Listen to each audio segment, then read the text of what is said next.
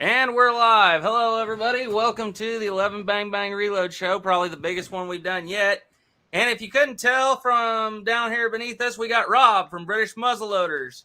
Hi, everybody. I'm not gonna lie, I was really surprised whenever I asked him if he'd be interested in coming on the show here, and he said yes. So we are very happy to have him on here. Twist my rubber arm about talking about old guns and black powder. Oh yeah. Oh yeah. He is the most dapper gun tuber. Well, not only for a year. Yeah. I forgot to mention that. He's also the most dapper Gundies Award winner for that category. So if you guys got any questions about 18th century firearms and especially Napoleonic War era and even, up into the P-53s, the Lee Enfields, anything British firearms, Rob's going to pretty much know about it. Well, so I put you on the spot here. On too high now. But let's see here. So anyhow, I got one question for you to start off the bat. Rob, you want to tell us how you got started in black powder? Well, I used to do some recreational shooting when I was a lot younger, and that sort of ebbed and flowed. My first sort of full bore rifle was an SMLE, the same SMLE as I use on the channel. And then it sort of got put in a closet, and ammunition was expensive, and I moved on to other things. And I guess I can't really remember what the catalyst was, but at some point I figured, well, maybe I'm interested in history, and I sort of started learning more about sort of the Victorian era. And I figured, well, if I'm going to delve into that kind of, firearm in terms of muzzle loading or something like that, I'd like to get something probably that I would have a chance of hitting what I was aiming at, yet still be a muzzleloader in sort of that genre. And obviously there's only really one place the arrow points to, and that's in terms of the British and Commonwealth Empire context, that's the P-53. Mm-hmm. So that's the first other part from my SMLE. The first sort of rifle I owned ended up being it was a Euroarms, which is a European reproduction of a P-53. And quite frankly, that's where it all started. That's the basis of the name of the channel. That is the basis of certainly most of the early stuff I did, which is horribly dated at this point, but it definitely holds that place in my heart, because it combines that old and new, being a rifle, but yet being a muzzleloader. It fits that niche very well. And as any viewers of my channel will be aware, it's been a long journey and a lot of exploration about those kinds of things. So that's essentially where it came from. And it's literally just grown from that. And from there, it went to a Brown Bess and went back in time. And then, as we were talking before we went live, the rifle shop at the time was a little bit out of reach for me. Mm-hmm. I ended up finding a reproduction Indian-made Baker that I had rebarreled, and that lasted me for a good number of years. This is all well before the channel, and it's grown from there. And everything you see on the channel, there's probably, almost the same number of arms again that I haven't actually had a chance to bring to the channel yet. So I've slowly but surely sort of amassing the collection and filling holes in that collection, so that I'll be able to sort of represent a continuum from, in this case, the oldest one I have is original is the Brown Bess that I have, but in terms of from 1800 to about, call it 1950 or so. Yeah. After that, it gets kind of problematic in owning, military service arms past that date, rather, from sort of the mid 50s onward. So I've sort of had to curtail things at that point, which of course is the bridging point between the Lee Enfield and what in Canada we would call the FN or the C1A1. Okay. Yeah. You're talking about, just starting in black powder. Me personally, first one I had was an inline. I had it as a kid, and I didn't really like it just because, it took saboed bullets. It didn't look like the thing you saw in the old movies or whatever, And the next one I got was, and I didn't actually get it, my brother Caleb got it, was an Indian-made land pattern musket, or we call it nowadays, the long land pattern. And I fell in love with that gun. I was out there that same day shooting a Steyr AUG, and I put the Steyr AUG away, and I spent the rest of the day shooting the land pattern musket just because it was so much fun. Good man. Yeah. And ever since then, I've been hooked. Yeah, I just love muskets and rifles now. Well, let me say that the work that you're doing, it looks really good. You're combining a good sort of mix of the historical piece with the actual, practical applications of it, the shooting accuracy testing, all that kind of stuff. So that's stuff I love to see coming from other channels as well, especially in the genre that you're dealing with. Is it's not, perhaps, as I can attest, it's not necessarily a huge genre, and it's not the big magnet that draws people to it. But for those that are interested, people tend to gravitate to that stuff. So it's good you're filling that niche for sure. Yeah. Well, I appreciate it. Yeah, we're trying to. Sometimes things don't go as they were planned, like today, but we'll give it our best shot. Let's see here. Yeah, if you guys got any questions in here, this is your time to ask. I think I've asked you a few questions on your. I asked you one. I think I had my Charlottesville. I'd asked you. I was like, "Hey, I've got rust stains on the steel. How do I get this thing polished up?" Brick dust. Yeah. I've used it. It works. That works. Yep. Use a good old brick dust. That's one of my favorite parts about this hobby as well. Is the fact that there's a lot of information to study, and no matter what you get, there's always going to be something else in the next line that you're going to want to complete the entire storybook of whatever it is. And it could be a hobby that can last a lifetime, just constantly replacing to something newer. Yeah. No kidding. Talking to these guys about, I'm taking an Indian made version of it, of course, the Paget carbine. And I'm trying to make a historically accurate Paget carbine out of an Indian reproduction, which I'm finding is a chore because they changed a lot on that gun, but I'm making some headway. But there's just so much information on that little Paget if you know where to look, but nobody's ever talked about it. And it's a really nice little carbine. Yeah, let's see here. We got one comment here. Is the long land pattern brown bess more accurate than the short land pattern? In terms of like ultimate accuracy, or in a range setting using all kinds of perhaps ahistorical techniques, it stands to reason it might be slightly, but in reality, in terms of practical accuracy, especially on the battlefield, absolutely not. Yeah, enough. And not that it would probably really matter anyways, because the only point when you're really going to need precision, well, not even precision, but minute of man accuracy out of a musket in the 18th century is skirmishers. And I don't know, I may be wrong, but I don't think I've ever heard of skirmishers. I mean, they might have earlier on, but I've never really heard of skirmishers getting issued the long land pattern once the short land pattern comes along. But I could be wrong on that. Well, you look at the history of sort of the 7 Years' War or the French and Indian War, sort of things before the American Revolution. Yeah. And you do, with especially when light infantry was such a very ad hoc, very in theater, specifically raised for the campaign kind of arm. Like it wasn't fully matured yet. So especially in North America, they realized they really needed that. And that's when you get all those really famous old regiments and, Rogers Rangers and all that kind of stuff. Yep. And in terms of what I've read anyway, certainly, field modifications, cutting weapons down to suit, as opposed to what would be an ordnance pattern arm being made specifically for them, like we see later on.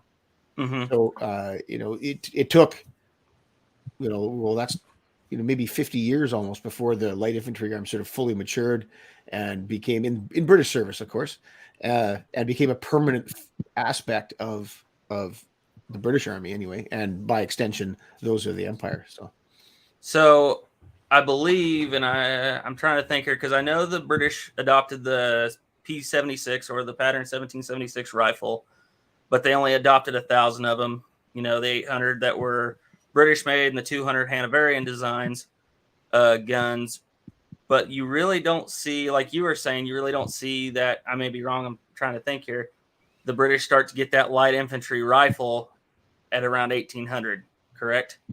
That's Yeah, when I mean really the starts to Baker pick up comes again. into service. The first pattern is the 1800 Yep. Baker.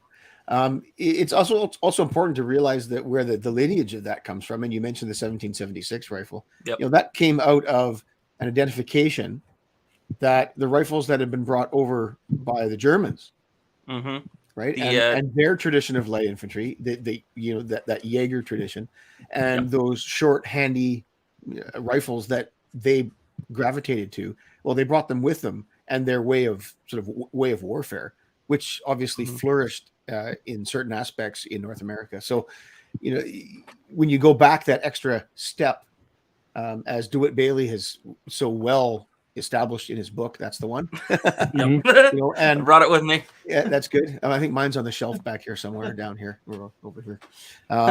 And it really sort of opened up the eyes, so to speak, that, oh, wait a minute, there actually was an actual service rifle, an ordnance pattern rifle.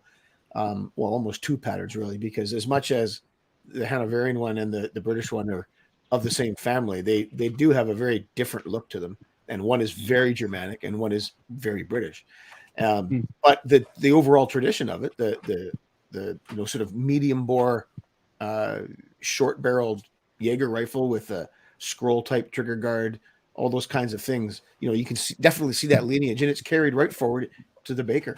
And it's actually in those very early years of the 1800s where the British finally, after the initial experience fighting during their French Revolution, and they did have the light infantry, but the light infantry was just a part of every battalion, much like it was during the American Revolution.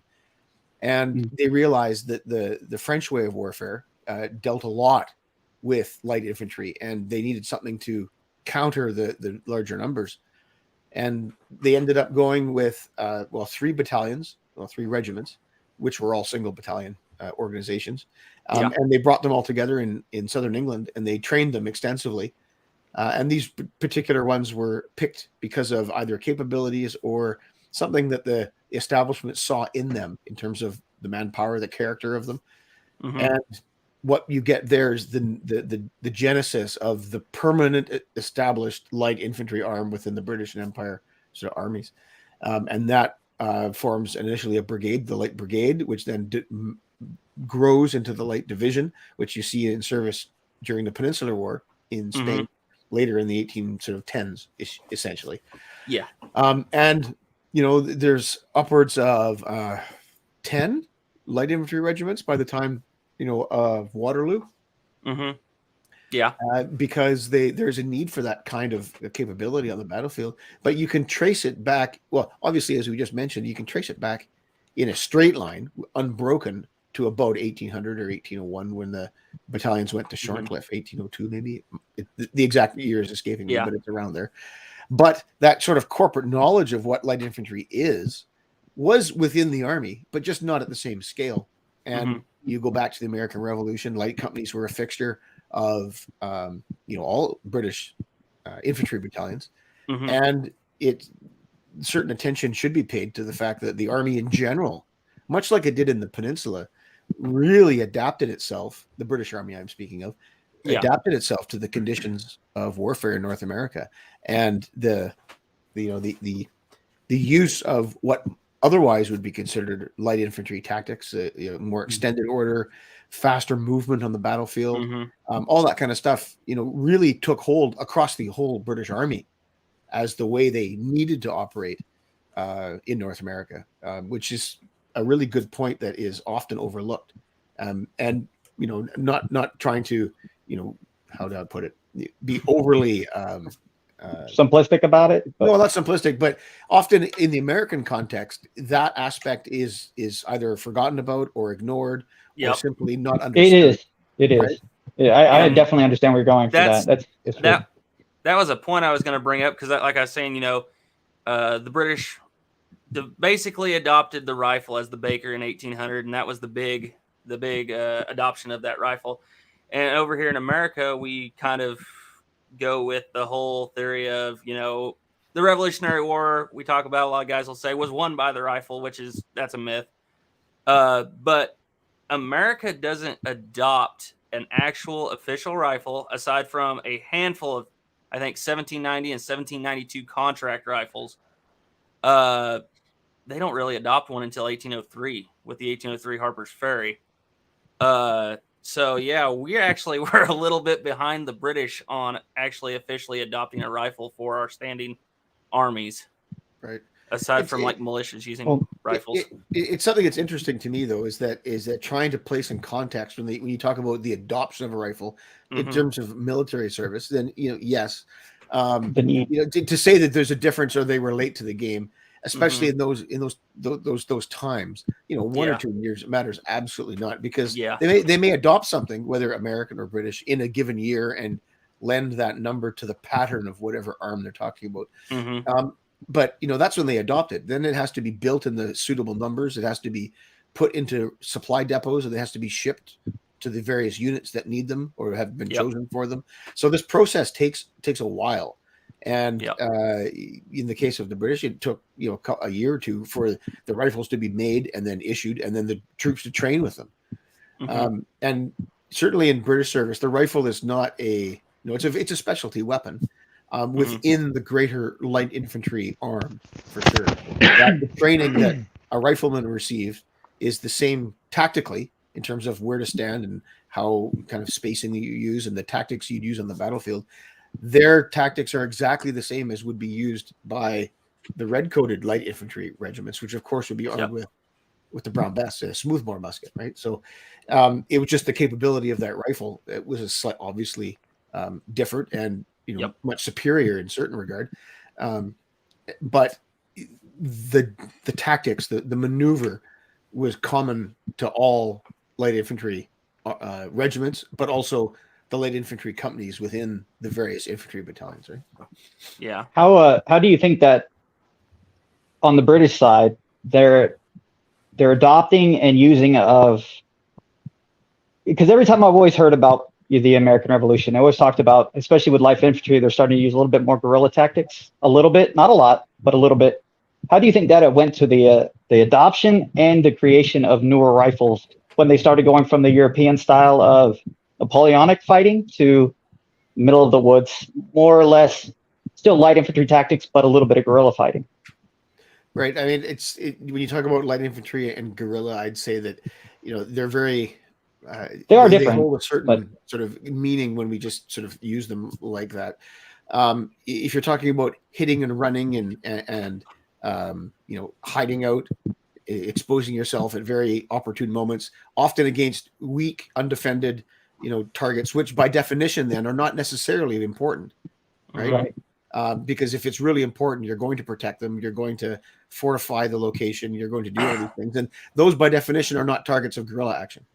Right. And then, therefore, by definition, guerrilla warfare very rarely wins wars. Yep. Right. 100% true. Yes. So now, having said that, of course, it always tires the people back home out first. What's that? Sorry. It usually tires out the people, not the military itself. It usually gets people tired of the losses versus overall large combat. You might win every big war, but it turns into attrition. Certainly, I say, in saying that it doesn't win the war, it certainly is a large piece of it, to the reasons why you just mentioned, right? Of course, I'm not trying to discount it at all, but when we speak of sort of light infantry action, is guerrilla warfare part of that? Not perhaps in a formal military sense. The guerrilla action is much more, informal in terms of training, in terms of people that are sort of picked or chosen or gravitate to that kind of stuff, much like commandos later on in the 20th century. Those initial bunch of people were all sort of handpicked different kind of cats that didn't fit in elsewhere. Right. And so you tend to, those kinds of people gravitate to that kind of thing. But in terms of, conquering a people or fighting large scale actions, there is, light infantry work is not just guerrilla hit and run stuff. Of course, it's literally at its most basic form. If there's one way to describe light infantry work, it's just spacing out more. Yep. Yeah, kind of a stopgap between flanks. So For sure. From what I've kind of gathered about the light infantry of the time is more or less harass the enemy, taking shots. Depending on which time period you're talking about. In the Revolutionary War, Daniel Morgan he actually took, and everybody talks about, oh, well, they just fought in the trees or whatever. No, Daniel Morgan would get his men out, in 2-man groups, one man with a smoothbore, one man with a rifle, basically what the British did. And he'd get them out kind of on line, spaced out apart. And their job was obviously, they targeted officers, NCOs, trying to break the chain of command. However, their main job was trying to get a volley to fire on them, trying to get that, from what I was reading that he was talking about, trying to get that moment of opportunity where you could get a volley to fire at you, and then your regular infantry can do their job. But let's see here. And that's what I always... Well, when you talk about those kinds of things, you really... to provoke them. True enough, but to realize, and I'm not particularly familiar with the actual anecdote that you might be referring to, or anecdotes, or the way that these people sort of wage war, but to just the context of it in terms of they were obviously seeing a way in which they could, in their mind, effectively engage the British in this case, and trying to use what they saw as being the conventions that the British used to their own advantage, right? To the American advantage. Yeah. And whether it was some sort of luring or decoying, those kinds of things are very intimate, like very, what might work in one particular area of the continent or not work in the other. May not be the way they operate in another. And so having that sort of intimate knowledge of your enemy like that is certainly an asset. And I would say that the same thing could be looked at in the reciprocal, that in seeing the way Americans fought, the British, sort of did adapt their tactics in order to try and achieve. You guys have all read With Zeal and Bayonets Only? What's that? Say that again. With Zeal and Bayonets Only? I have not read that one. No. Stop. I'm just looking for it here. Hold on. If it's half as good as the last one you pointed at, which Turkey Creek 1823 was asking what this book was, guys, this is the British Military Flintlock Rifles book, 1740 to 1840 by DeWitt Bailey. This is a really good read. Like, I can sit there and honestly just be fascinated with the stuff you can find in this book. So, do you think I could find it just off the shelf here somewhere? There's books all around me here, and I can't seem to find it. Anyway, it's called With Zeal. That's the best. Like Zeal, Zeal, and Bayonets Only. And it's probably, if you guys familiar with Brandon F. Brandon F. Yeah. Yes. Yeah. So he's mentioned it quite a few times, and certainly points, in some of his discussions towards that. It's a particularly really eye-opening book, I found anyway. And not being from any particular side or looking at it with any particular bent, but it certainly is written more from the British context and in the examination of anecdotes, accounts, direction, official military direction. The authors, and of course the author is escaping me right now, but brings it all together and analyzes these aspects to bring to light perhaps a more realistic picture of the way the British Army fought in North America. And I mean, it's the kind of thing that everyone's familiar with that famous painting of Bunker Hill with the 3 ranks of British grenadiers marching up the hill like that. If there's one image of the American Revolution that I would say across the world people will gravitate to in terms of the fighting during the American Revolution, that's probably it. That or maybe the engagement in Lexington at the beginning, but the book, when you read it, it really, really opens your eyes to this aspect that picture, the painting at Bunker Hill, although holds sway with the popular conception, it absolutely was not the way the vast majority of the war was fought by the British. And it started that way at that battle. And indeed, there's so many accounts, both eyewitness and otherwise, of the way they fought there, and it certainly applies to that battle.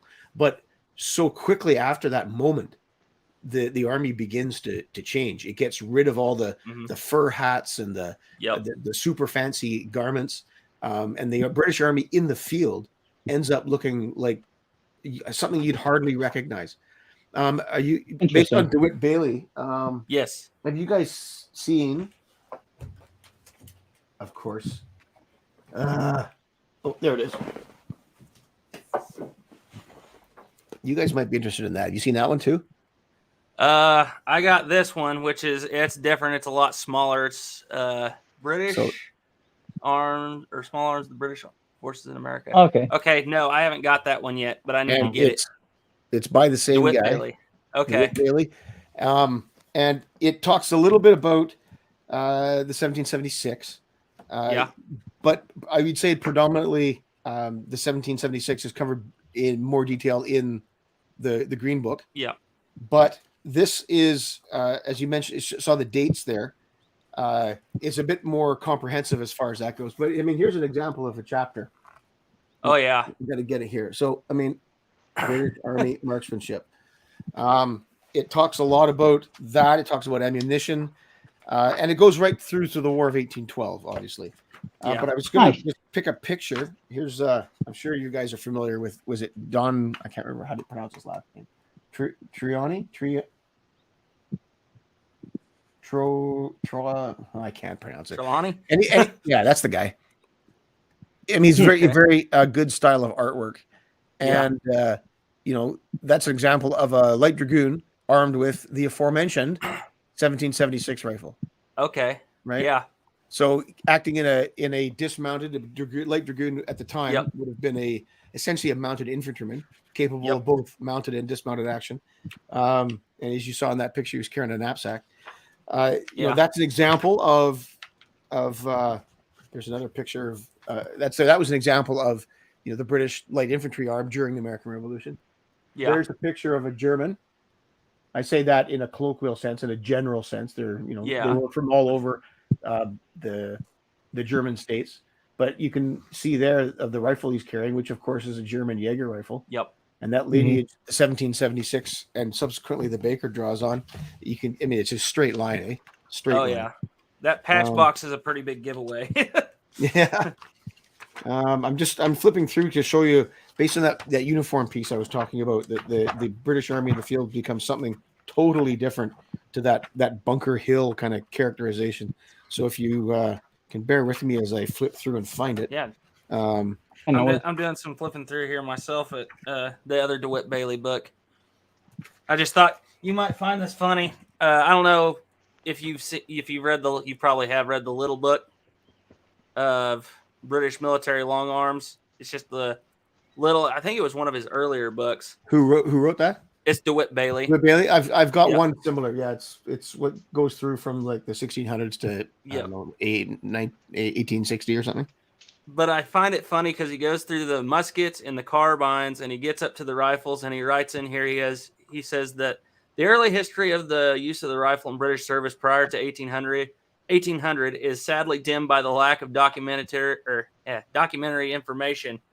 And as this volume deals out with issue weapons, whatever, basically he says there's not enough information out there really to write about rifles. So then he proceeds to write this book afterwards. I just thought that was funny. I was like, well, he went down a rabbit hole. He certainly did. And I mean, that's a perfect example of sort of the way things evolve and research gets better. That first book was, I think, written in the 70s or something like that. Yeah, it's 70. Right? I think and then the Green Book only came out in 2000 something, as I recall. Okay. Yeah. Right. So I mean, there's a large pause there while things are collected and research is done, whether it was specifically to write a book or not, or just, as you say, down those rabbit holes. And that's interesting. Yep. And all of a sudden you end up with all this material that I need to put that in a book, don't I? Yep. Boy, I can relate to that with Colt. There's some more just out of the book. There's some more pictures of sort of British soldiers, later on. Okay. They adapt their kit. You can see his hat there on the top. Yeah. The one he's uncocked it, and now it's just a big sun hat. Yeah, Right? that's what I was going to say. I've seen that a time or two, and mostly on pictures of the Southern campaign down in the Carolinas. Yeah. They do that. So, okay. There's another really good one of a light infantryman in here. Oh, there we are. So he's wearing a sort of a characteristic light infantry hat, which Yeah. is like a leather with the peak at the front sort of points upward. Okay. Bit of feathers, but I mean, look how simple that is. He's wearing a short little red jacket, the gaitered trousers or overalls.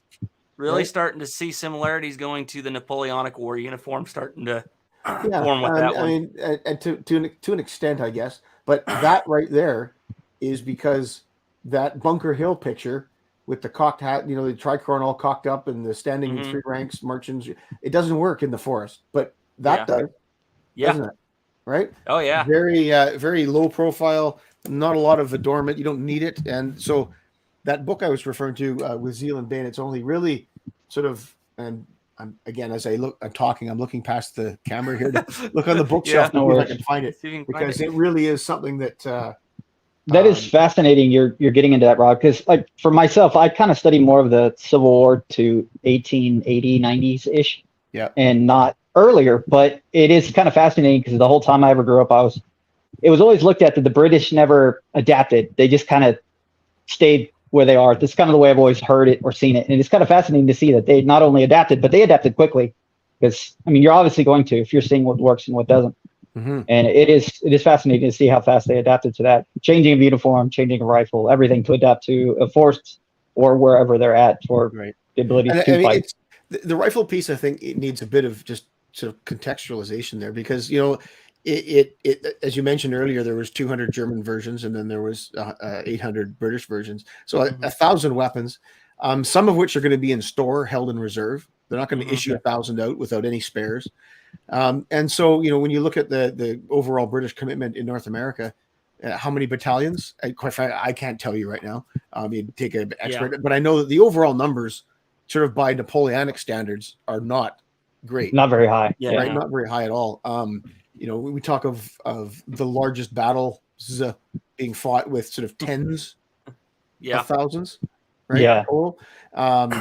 But most of that, the smaller actions are sort of sub 10,000, right? Yeah. And so one thing that I know DeWitt Bailey wasn't able to comment necessarily on, although there is evidence of that, like the picture I showed you with the Light Dragoon with his 1776 rifle. There's evidence of is it the 17th Light Dragoons or the 14th? I can't remember which one it was, that were specifically issued sort of a company or squadron's worth. To see how those rifles were actually issued, was there a detachment formed sort of in various battalions? Were they used strictly by light infantry troops? It's hard to say, because the information in that DeWitt Bailey has found and has put in his book, those facts haven't fully developed yet. To say that there was a formed unit of riflemen along the lines of the 95th of Napoleonic fame, which is a whole regiment of multiple battalions, each of which are fighting in different areas, mind you. But that's an entire unit of riflemen. I can't, specifically say, and I'd probably, if I put money on it, I would say absolutely not. It was a feature in the American Revolution as regards to the 1776 rifle, right? That it would have been sort of penny parceled out in a sharpshooter role, again, augmenting that general sort of light infantry capability within the army, right? I got you. Okay, that makes that. I can understand that. Yeah. So like what you were saying about the pattern 1776, I think, like you were saying, most of them are just kind of scattered out, one for this regiment, one for that company or whatever. But I found, and it wasn't in DeWitt Bailey's book, I think it was the Royal Armories was talking about it, that there were actually quite a few of them issued out to Benedict Arnold's troops after he goes ahead and transfers over to the British side, because he had I can't remember what size, if it was a battalion or a regiment, but his group was mainly made up of Tories, Americans, who are very familiar with a rifle. And so there are actually a lot of those handed out to them. When I say a lot, like you say, it's kind of a lot is, you got to put it in perspective. You've only got 1,000 to work with in the first place, and you don't even have that because a lot of them are in reserve. But No, going on to what you were saying about earlier about the way a lot of the times it's taught here in America about the Revolutionary War is that the British form of combat never evolved during the whole war, which is it's so off because you just see from the start of the Revolutionary War when you get to and I know it's a lot further on down the road, but you get to the Napoleonic War. If you look at the actual tactics, it's almost indistinguishable just how much it's changed. I mean, of course, we're still fighting. You still got linear combat, linear warfare, but there's just, like you say, you go from having two guys, one guy with a rifle, one guy with a musket, to now we've got entire, like the 95th, all armed with Baker rifles. Mm-hmm. So, yeah, I found that interesting. Let's see here. Well, there's certainly similarities in the style of warfare. I mean, North America, does, as it did in the earlier, conflicts, the 7 Years' War or the French and Indian War, as known in North America from time to time. And even before, right from frontier days in the 1600s, is the nature of the country, in terms of the geography, is so much different, and you need to adapt to that kind of thing. And the wide open plains and fields don't necessarily exist, right? And the nodes at which you are focusing your attention on, whether they be population centers or resource centers or harbors or ports or this, whatever it may be, the ground around those places is wilderness. It's not, I say civilized, but it's not, it hasn't been lived on by high numbers of people and cultivated, the forests haven't been cut down yet, all that kind of thing. Right. So it's sort of by necessity, and they find that out, during those earlier wars. You look at the battle at Quebec, for instance, that is a complete European style, battle. Yeah, the armies are lined up, facing one another, and the British advance, and meet the French, and they exchange volleys, and one side breaks, and the battle's over. Essentially, I'm oversimplifying things, of course, but there's all kinds of application of light infantry work, whether it be from indigenous people who have sided with both sides, or one or the other, I should say. There's groups that sided depending with the on the tribe, sided with the French, and they're heavily engaged on the flanks, just like they would be in any other kind of situation. That kind of that way of fighting was not.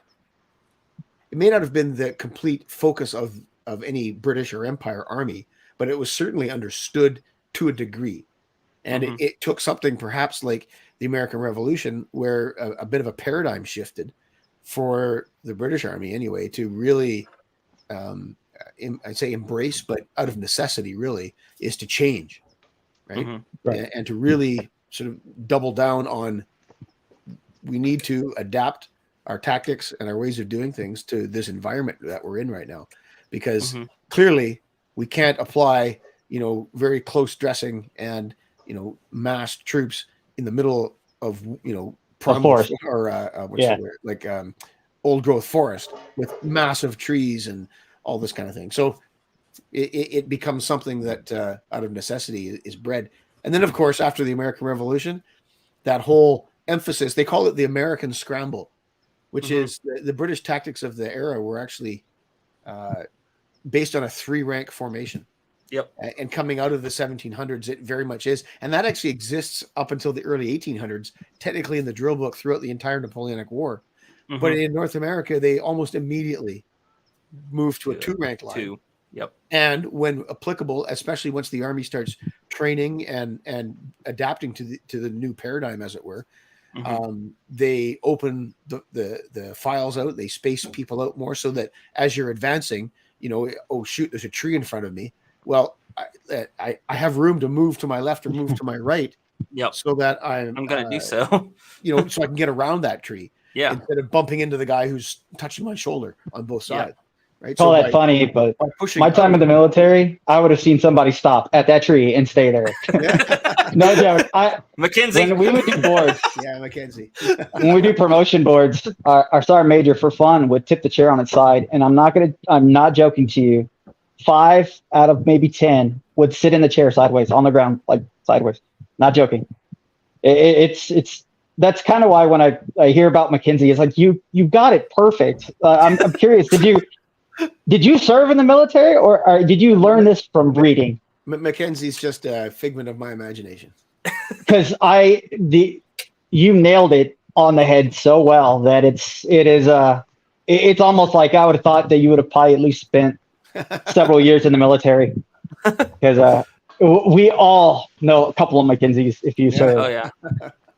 And you pulled it off so well. Yeah. So I call that hobby grade effects. Oh, it works because they're really not high quality at all. But there's just what I can do and enough to make the point. So it works, and you get it across perfectly. As a matter of fact, there's very few even like comical books you can read while you're in the military that pull it off as well as you do. You did a great job with that. Well, thank you. So not to change the subject or anything, but so another one I've been reading a lot here lately, and this is by Haythornthwaite, is Weapons and Equipment that's of the Napoleonic Wars. Yeah. And it goes into a lot more than just the weapons and equipment. It goes into some of the formations and stuff. And I haven't read this one all the way through yet. Right. Mainly I got it for the Paget carbine. Yep.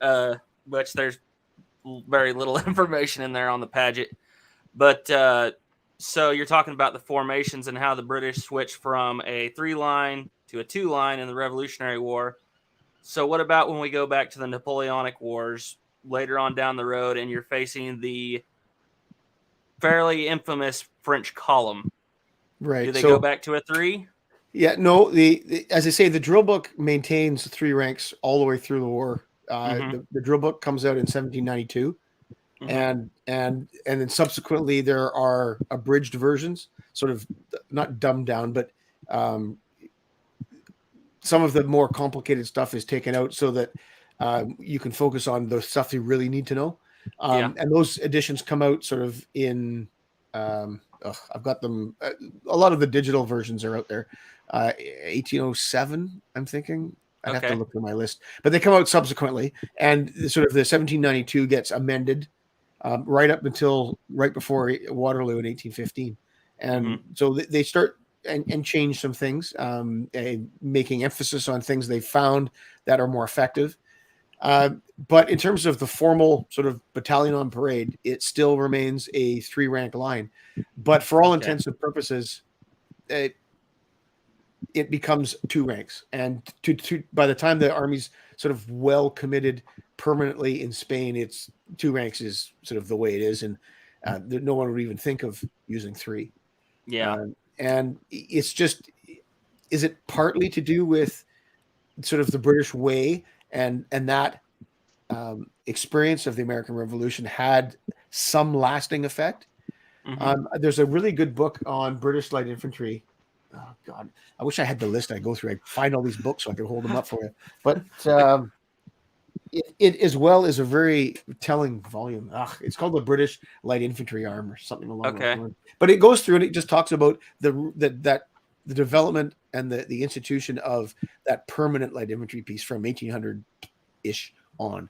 I'm getting from about 1800 to even Napoleonic War, you're going to have a lot of NCOs and officers that served in those campaigns, so they would have learned those lessons like the hard way, and also, kept them going instead of it changing. Or am I wrong? Well, one of the points made in this particular book is that after the American Revolution is over, there is some degree of sort of, well, we got to get back to real soldiering now. That the revolution was definitely a bit of an anomaly, especially when as regards to European warfare and the way that the European sort of way of war. And there's a certain get rid of that. As I say, the term American scramble is something that's used somewhat in a derogatory way to say, well, that's the way that you fight over there, which maybe isn't like real fighting. Obviously, it's completely real in that. Well, context. The military hasn't changed much. Don't worry. Right. Like right after Vietnam, we were fighting, still like pretending we're going to go into every forest in the world, and then holy crap, we're going to go in the desert. Now we don't teach anything about forest, only desert. Only desert, right? You'd be surprised, Trapper. Yeah. They've gone back. Have they really? Yeah, I've been out for a little bit now, but Right. Yeah, my time in, you would have been like, hey, likely at the time we could have gone into a forest or jungle warfare. Nope, never even learned a bit. Not important. Don't need to know it. Right. Yeah. So another thing you kind of got me pointed onto was, and I haven't read the books yet, but the series Sharp. No. And it's pretty good. It's a pretty good series. I know there's a lot of things wrong with it, especially when I look down the barrel and I see a nice smooth bore on the Baker, and I see the swan neck on the cock on the Baker. But you know what? You can look over those things. Oh yeah. But no. I think. There he is. Yeah. I think for me that the Sharp. I mean, I read them when they came out in like the 80s, and I couldn't put them down. I just loved every time that they couldn't wait to get to the end of the book. Just read and read and read, because they're really, really good stories. Yeah. And he writes a really, really good story. And was that well, I certainly probably would never have known about the Baker rifle if it wasn't for Bernard Cornwell writing those books. But certainly once you start actually becoming serious and learning about him, you realize that Sharp as a historical entity, well, it simply isn't. Right? Yeah. And just to make sure that whatever attention you put towards Sharp and the stories, whether it be the books or the television shows, perhaps more of the television shows, take a little bit more liberty with things. But what, spit loading wasn't a thing? I was just going to say that. Did you? Sorry, go ahead. I just said what, spit loading wasn't a thing. That's a debate for another day. That's a debate for another day. But those kinds of things, right? Is that they're in the story, and then it's the ever present back and forth between people who are interested in history and people who are just interested in the story and think it's history, or don't go any farther past that and actually learn the history. And so I always make jokes on the channel when everyone mentions Sharp, especially when Baker stuff is out there. Yeah. Because it's like, don't mention that's a 4-letter word on this channel. And just because, with tongue in cheek, of course, because invariably there's references to spit loading, and that's the way they did it. And there's references. I think you mentioned about the walking and running piece just recently in a comment. There's the walking and running piece. Well, try it. Go out and try that and do it for an hour and see if it's the best way to move around. And it 100% isn't. It's not. And I'm sure what that was Bernard Cornwell trying to apply the concept that riflemen move quickly on the battlefield and dreamt up something like that. But running for 6 paces and walking for 6 paces is junk. I mean, it'll kill you. Right? Yeah. Just run for 10 minutes and walk for 10 minutes. Yeah. But this whole back and it's ridiculous. But in the story, it's like some sort of super ability they have, and they can cover ground faster. So those kinds of things are very, ahistorical. There's all kinds of anecdotes about long marching, but no one marches like that from A to B to get an army from one spot to another, because it's an army. It's thousands of men moving with all this baggage and everything, but it's just got to move quickly. So it just keeps going. It doesn't stop. And so when they get there, the next day, they've marched 35 miles or 50 miles or whatever it is, and they're just done. Because they never stopped. Yeah. Not because they ran 5 paces and walked 5 paces. They would have lasted half an hour, and then they all would have been shot. I saw that when I was watching it, and I was like, that really doesn't make a whole lot of sense, but it does sound like something that the Army would make us do, because they thought that it would sound good. So I got to ask. But another thing I noticed on that was, you mentioned the spit loading, which, not a thing you're going to see a regular Army doing. But I did look into it because I was going to make a little video on it. And I found several sources, especially talking about, American Revolutionary War, of, I believe, at Elizabethtown in Guilford Courthouse, where there were militia, mind you, they're not regular soldiers, who were using fowling pieces. And they're talking about, the British bayonet charge bearing down on them.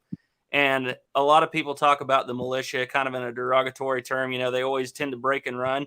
And I was thinking about it a little bit. They don't have bayonets. It's like you're really up a creek, and I got this rifle here with me now. as Kibler Woods runner, you don't want to take something like this and try to club somebody with it. They're not made for it, especially here at the wrist. So yeah, breaking and running is probably your best only bet. tactic. Yeah. But the source I had read, the guy was talking about they were actually made paper cartridges for their fowlers. And he was talking about they would take and they would prime, they would bite the ball off the cartridge, prime, and pour the powder down the barrel, and then spit the ball down the barrel, basically the sharp method. But another guy I was reading about was talking about they'd actually take and bite the tail off the cartridge, prime, pour the powder charge, and then set the cartridge in the barrel and let it roll down. Or that's at least what he did, because he was issued a incorrect cartridge size. He was issued I think he's issued a 69 caliber cartridge for a French musket, and he had a brown Bess. So I actually tried that out, just messing around, and I found that at 150 yards, I could hit a man-sized target about 3 out of 4 times in a minute. So it actually worked pretty good. Now, if it was ever used, no, it most likely wasn't used. You'd get in a lot of trouble for doing that, I imagine. But I did find that kind of interesting. Yeah, Loading from the That mouth. is interesting. The other piece is that if there may have been an anecdote of biting the bullet off the cartridge and spitting in the barrel, I often wonder if the anecdote just half of it has been forgotten. Yeah. That if that was the way that you utilized the cartridge, you spat it into the barrel. Of course, when you bite the bullet off, it's got the paper on it, so you're taking the paper off the bullet in your mouth with your tongue, right? Yep. And then then you go and spit the bullet down the barrel. Well, it was the use of the ramrod after the fact, but in terms of the popular conception of that, obviously is no. It just rolled all the way down. Not going to happen, right? But is that where it comes from? Yeah. That instead of when you do bite, you're not biting the tail of the cartridge, you're biting the bullet off, right? And you go and spit it in the barrel, and then you take your ramrod out and ram it down to make sure that it's there. I mean, conceivably that could be the case. I mean, in the sense of a smoothbore, the crux of this whole thing is the use of the ramrod or not, right? Yeah. And quite frankly, if that bullet is covered in paper, it ain't going anywhere. I mean, it might slide down somewhere, but after 2 or 3 or 4 rounds, the chances of your fouling being to the degree that it's going to hang up on the paper, roll. And if that paper is if it's rucked up a little bit or misshapen, it's going to increase the chances of that catching in the barrel. But I know, I just was out actually a few days ago shooting my brown bass and my F pattern percussion musket in a firepower video, and in both of those using a 69 caliber ball, which is sort of the service round of the era for that entire time. That the cartridge I make and the mandrel I use, that when I do tear the tail off in my mouth and pour the powder down, and you just pour the powder and just follow it with the whole cartridge with the bullet in it, and you don't even have to wait and pause. As long as you've torn the tail off reasonably and there's a large opening, you don't have to sit there and pour it. You just put it in there and it all falls out. And if the cartridge with the bullet starts moving down the barrel, which it will do because of the mandrel I use, you know, I can hear it. It's like, and sometimes it goes all the way down. Sometimes it doesn't. That doesn't negate me using the ramrod, right? But that is the case of that perfectly formed paper cartridge being intact at the muzzle and being able to sort of slide down. But I tell you, if I pinch it with my thumb for whatever reason and it puts a dent in the side of it, then it won't gets hung up on the fouling and it doesn't go anywhere. Yeah.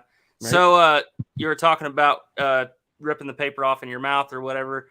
What I found was, and I was using a paper cartridge design that was a British style of basically where the paper's folded over and then the tube is formed around the ball sets on the paper, the folded piece. What I found was, and I was using a pewter I'd bought off of Townsend's. Basically, you get kind of the same properties of lead without, all the fun lead poisoning. And I'd bite that ball off, and then I'd spit it off in my hand because I don't want to be spitting it down the barrel, putting my face over a loaded gun. And I'd spit it into my hand, and I found I could actually bite onto that bit of paper, and it would spit right out there in my hand. It dropped right down the barrel, and it worked fairly well. But, like you say, it's probably not something that you want to be doing when you're trying to, actually hit something. Right.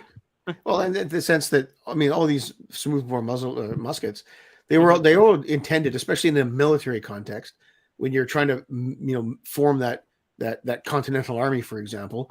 Yeah. That army is being formed to fight in that style. So the men in it need to be trained, they need to be drilled, and that they need to be trained in a common doctrine, and the drills used for their weapon need to be taught and practiced again and again and again. Yep. And so McKenzie over there spitting balls down the barrel. yeah. Yeah. As a militiaman who maybe have lesser training, or so somebody in a Minuteman connotation, who is literally a farmer and grabs his Fowler or his musket or whatever he's got and runs, and they muster and off they go for the time being. They're going to use a method that they are familiar with when they are using their weapon in the bush for civilian purposes. That makes a lot of sense. And that may not have anything to do with the way they may use powder horns and loose balls and wads or anything like that. Who knows? But in the military context, all that stuff is it's not going to happen. It's not going to happen because the Army is not reliant on individuals doing their own little thing. It has a supply chain, and the ammunition supplied to it comes in a certain form, and it's going to be paper cartridges, and then you need to know how to use those.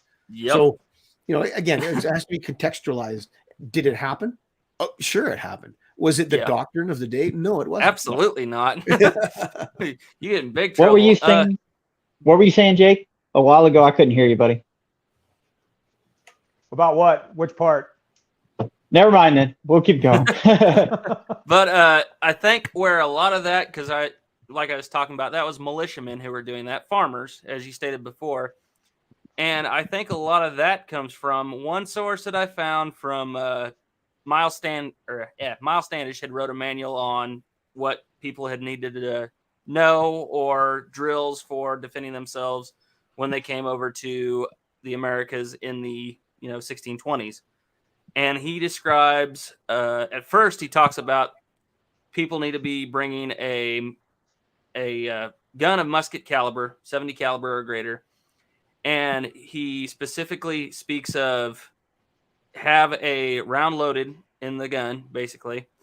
And if you are ever if you're in a spot where you're needing to fire quickly, load from the mouth. So he actually talked about, basically charging and then having a mouthful of, 70, 69 caliber lead balls and then spit one down the barrel. And I found that source too. But that was basically again, it was a bunch of farmers, a bunch of new settlers coming into a new country. And then eventually he just completely dropped the whole idea of a solid shot and went to the idea of swan shot because he said the enemies we are facing are not wearing armor. Swan shot will work beautifully, basically. Right. So that was the other thing, one of the only other sources I found on that.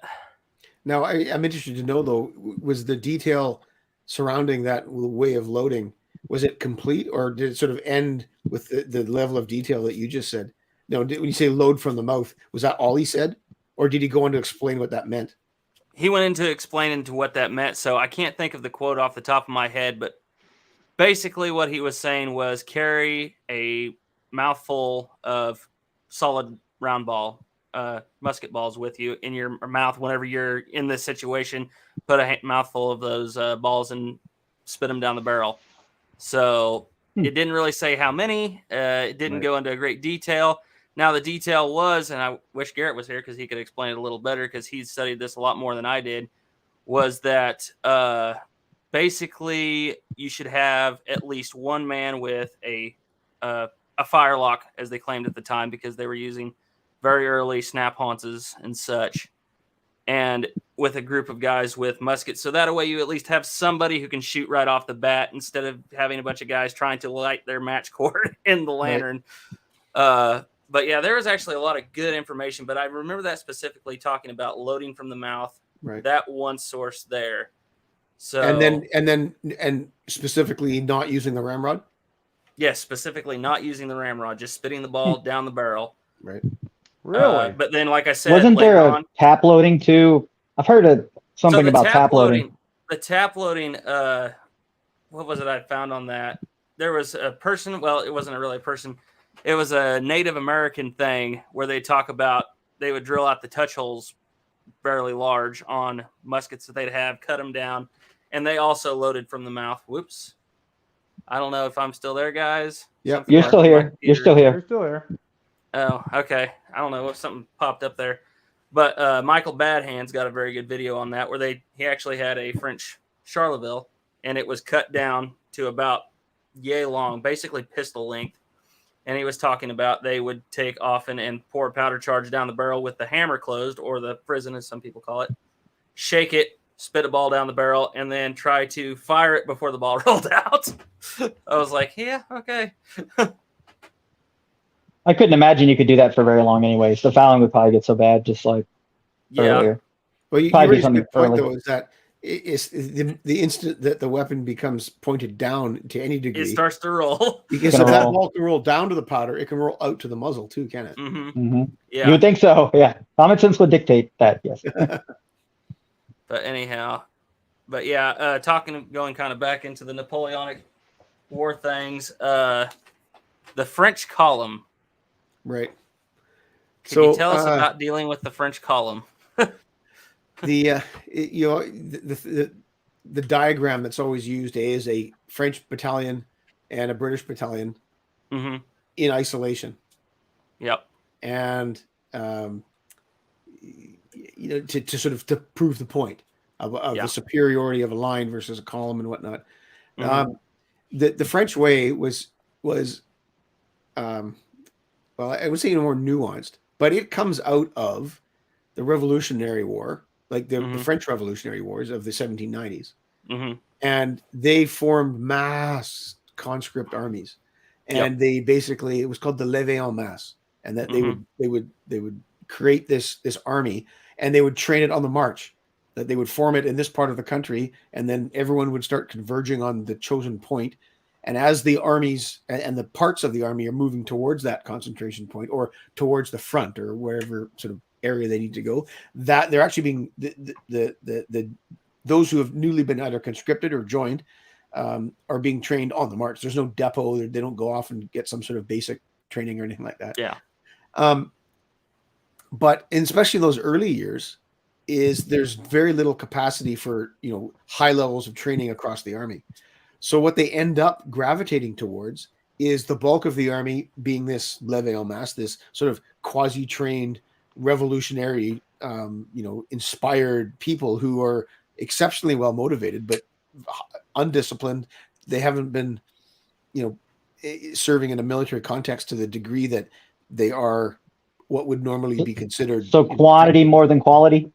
Absolutely. Yep. But then the training sort of gets concentrated in the French light infantry arm, because it's those light infantrymen, the voltigeurs, who are out in front of this essential sort of mass of soldiery, that they need some training. And that's where the French sort of superiority in light infantry comes from. That would make sense. I mean, out of necessity, you would want to be the best trained if you're going to be the first person to hit the battlefield. Right. And they adopt larger numbers of that type of soldier than perhaps other armies do. And that's why we mentioned earlier is the British coming out of that era, the 1790s, and fighting the French in various parts during and just after the French Revolution. They realized, the French, there's so many light infantrymen out there, and we can't match them in that, what do they call it? Like the Le Petit Guerre, the small war in between. And so that's where this 1800 sort of paradigm shift begins and comes from. So that's sort of the way that the French go with it. And it obviously over the years, the army becomes more professional, and that revolutionary era army kind of coalesces into, ultimately the Grand Army, like the Grand Army that marches into Russia, right? Yep. So huge, well-trained, well-motivated, like the pinnacle of its existence is that moment in terms of its cohesion and everything. But that whole column piece sort of comes out of that, because you can't have these conscripts in the early years, like making any kind of linear formation and expecting them to stay dressed off and keep the army, or even the division or that section of the army in line, so that you can meet the enemy in the way you want. It's literally this kind of, you can herd them towards, and you herd them towards that critical point with their mass and their velocity, their inertia, their impetus. But then you cover them with a whole mass of light infantrymen who have been, if you have only a limited amount of training hours to put towards your army, let's put them towards them, train them like that, and they can do the bulk of the fighting, as it were, to get this big mass of people behind them close enough that they can literally just stampede up to and shatter the enemy in front of them. And that's, generally speaking, the sort of the French way. And that's where this whole column thing comes into context. There's some really famous, there's lots of examples. And that's why, of course, Wellington mentioned later on after Waterloo, they came on in the same old way, and we beat them in the same old way. Yep. But it has to be said that that's the British context, but the French fought the Austrians, they fought the Prussians, they fought the Russians. You know, I mean, on and on and on. It went, and it is an interesting tactic because, I mean, in one way you'd think that would work really well, but then in another way, if you knew how to fight against it, you could defeat it. Right. And that's, as we mentioned again earlier, is that where the British light infantry arm sort of comes out of, and they start to match the French in the light infantry capability, and ultimately, especially in that, they can defeat it. Actually, he talks about having, they ultimately beat them at that game, and that's pretty interesting. But I think at Waterloo, there's the corps commanded by General D'Erlon, and launches a big attack sort of on the right of the Allied, or the left of the Allied center, the right of the French center. And there's famously 4 divisions in divisional columns. And that means each battalion, there was 8 or 9 battalions in each division, and each battalion is in line. So 500, 800 men in 3 ranks as the French fought, and each battalion is in line. So there's 8 of those groupings, one behind the other, right? And then there's 4 of those groupings side by side. And so they're so closely packed. There's no room, there's no intent to deploy into line of any kind. They just, covered by their voltigeurs out front, they just march up the hill and ultimately get stopped at the top of the hill and then get counterattacked by the British cavalry, and they send them all the way back to where they started from. But if you're interested, and it's obviously quite ever seen the that? water. Okay. So it's written by here we go, Mark Adkin. This guy writes incredible books. Okay. And I'll just, if you bear with me for a quick sec, you're fine, because his book is full of. I'll try and find the chapter on the attack of D'Erlon, because he like graphically illustrates what the division looked like. At the one of 4, of course. Where are we here? I'm jealous of your book collection, Rob. You got a nice one, man. No, not there yet. I'm getting close, but I mean, just I come across it and I'll show you. I mean, there's his graphic representation of a British battalion in line. Okay. Right, but yeah, interestingly enough, and it's common sort of knowledge as well. Like, there's a British battalion in column. Yep. Because column was the way you maneuvered, right? Yeah.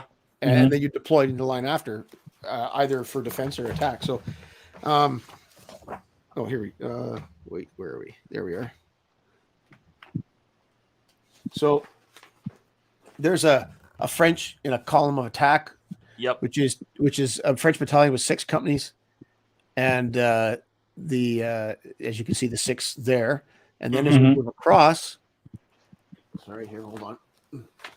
This solid block of blue you can see is a representation of one of the divisions of D'Erlon at that attack. So, I mean, literally all those battalions in line behind one another at very, very close distance. I just feel like that would be asking to be an artillery target. That too. And the sort of the saving grace was the fact that the British just didn't have the kind of massing of artillery that the French did. Yeah. But they suffered grievously going up that slope. Yeah. But, then again, they're not attacking in isolation. There's masses of light infantrymen in front of them that are being met by the British light infantry coming up the hill. They're being fired at on the French left flank from the light infantry troops and the riflemen that are stationed at La Haye Sainte and the sand pit. So, Okay. they are really, but as you might imagine, when you look at that diagram, that's something that you basically form it up and you aim it and you shoot it. Yeah. And because hopefully you it send breaks on its through. way, it's not changing direction. It's Yep. not redeploying into anything else. It's going to start when it starts, and it's going to get there and hopefully win whatever you sent it to go and do. So just drive right through. exactly, there's no nuance there. It's just a big fist. And you've got 4 of those in line with each other, side by side, marching up the slope. And it's met by British battalions at the top of the hill in 2 ranks. The Gordon Highlanders there, the Black Watch are there. I think the 33rd is there, and a number of other ones, which stalls them. And in that moment at the top of the hill, when those front ranks of that leading battalion, start taking fire, and they stumble a little bit, and then the people at the back have no idea what's going on, and they keep marching, and then they're bumping into the people in front. Things become a little, less cohesive. And then at that moment, 2 brigades of British cavalry come thundering over the hill and start cutting into you, right? Yeah. And there's been no preparation for that cavalry, in terms of forming a nice tight mass to repel it. And famously, then the British cavalry chase and cut them up all the way back to their starting point, get through the French guns, and then get themselves charged by French cavalry, and they're basically done for the rest of the battle. That's until the Prussians show up. In a nutshell, that's why Wellington was never confident of his cavalry, because they charged at everything, and then they were gone. They were completely ineffective after that. They might have done something when they charged, but then you could never get them back, or they charged at the wrong moment or anything like that. So, when we talk about that column versus line thing, famously Napoleon actually had a tactic he called mixed order. And that was in a brigade, or what did they call them back earlier on? It was like a demi brigade or something. The French went through a big doctrine change after the revolution and got rid of old terminology and brought in new terminology. And then once the empire kind of solidified, they went back to the old terminology. But they would have battalions in column, like that attack column I showed you earlier, the 6 companies, 2 up with 2 companies wide by 3 companies deep. They would form those, and then in between those, they'd have a battalion in line. The overall concept is that, and the frontage of that entire brigade or division attacking that way would have met whatever frontage of battalions and brigades they were facing. So you're telling me that in that sense, that those columns were defeated by a line, but the frontage was occupied by the same, density. Well, perhaps more density on the French side, but it wasn't like it was a lone column against a lone battalion. It was a number of them all lined up together, fighting another bunch of battalions.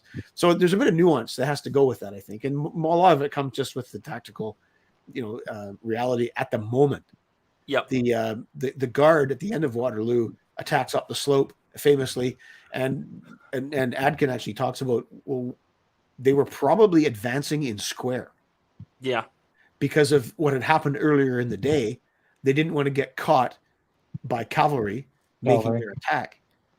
So they actually advanced up the slope, and being the old guard, they perhaps could be relied on to maintain that quite difficult formation to march in. But they went up the hill in square. So, I mean, that's not really an attack formation per se, but they chose that because of the threat of cavalry, and they got to the top of the hill, and they then attempted to deploy once they got and saw that the British were there, which essentially surprised them. And then they faltered, and essentially they got flanked. The battalions on their left or the British right kind of marched forward and hooked around the flank of this body of French troops who were formed in sort of individual battalion squares.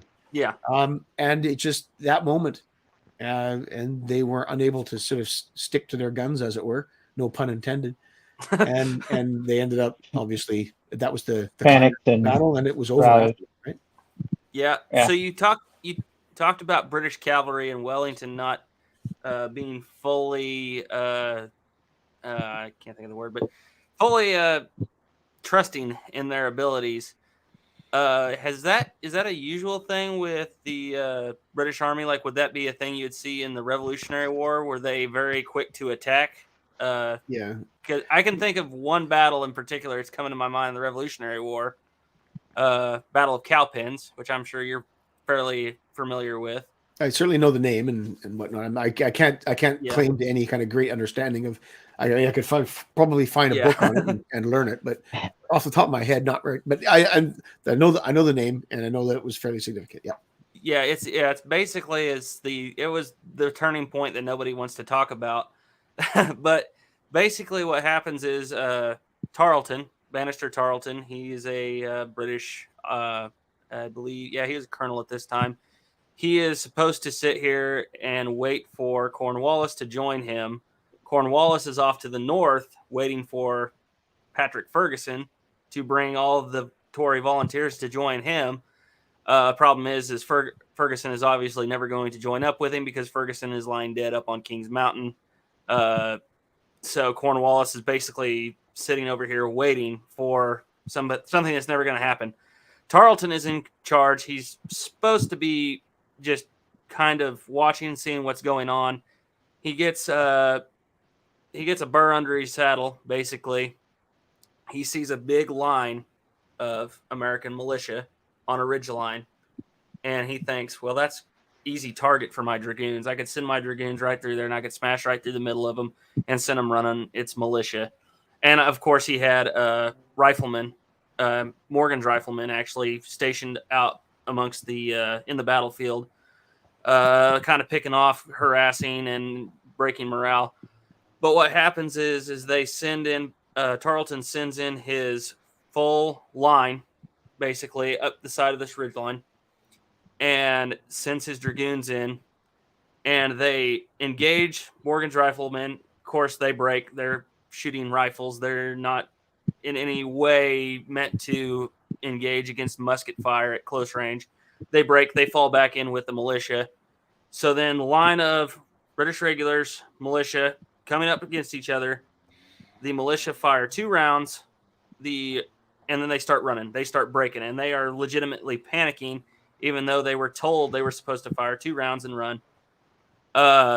Tarleton sees this, immediately sends everybody running up over the hill. The line actually breaks formation, charges up over this hill, and that's where they find the regulars on the other side of the hill. And Cornwallis was not happy whenever he found out about this.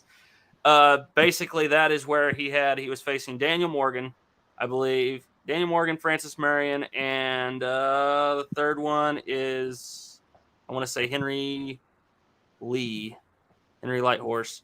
But basically, he's facing this very large group of regulars because his cavalry had broken through and basically done what you talked about at Waterloo. They didn't sense the situation very well before they went in there. So I was just wondering if you can think of any other instances of British cavalry kind of doing that.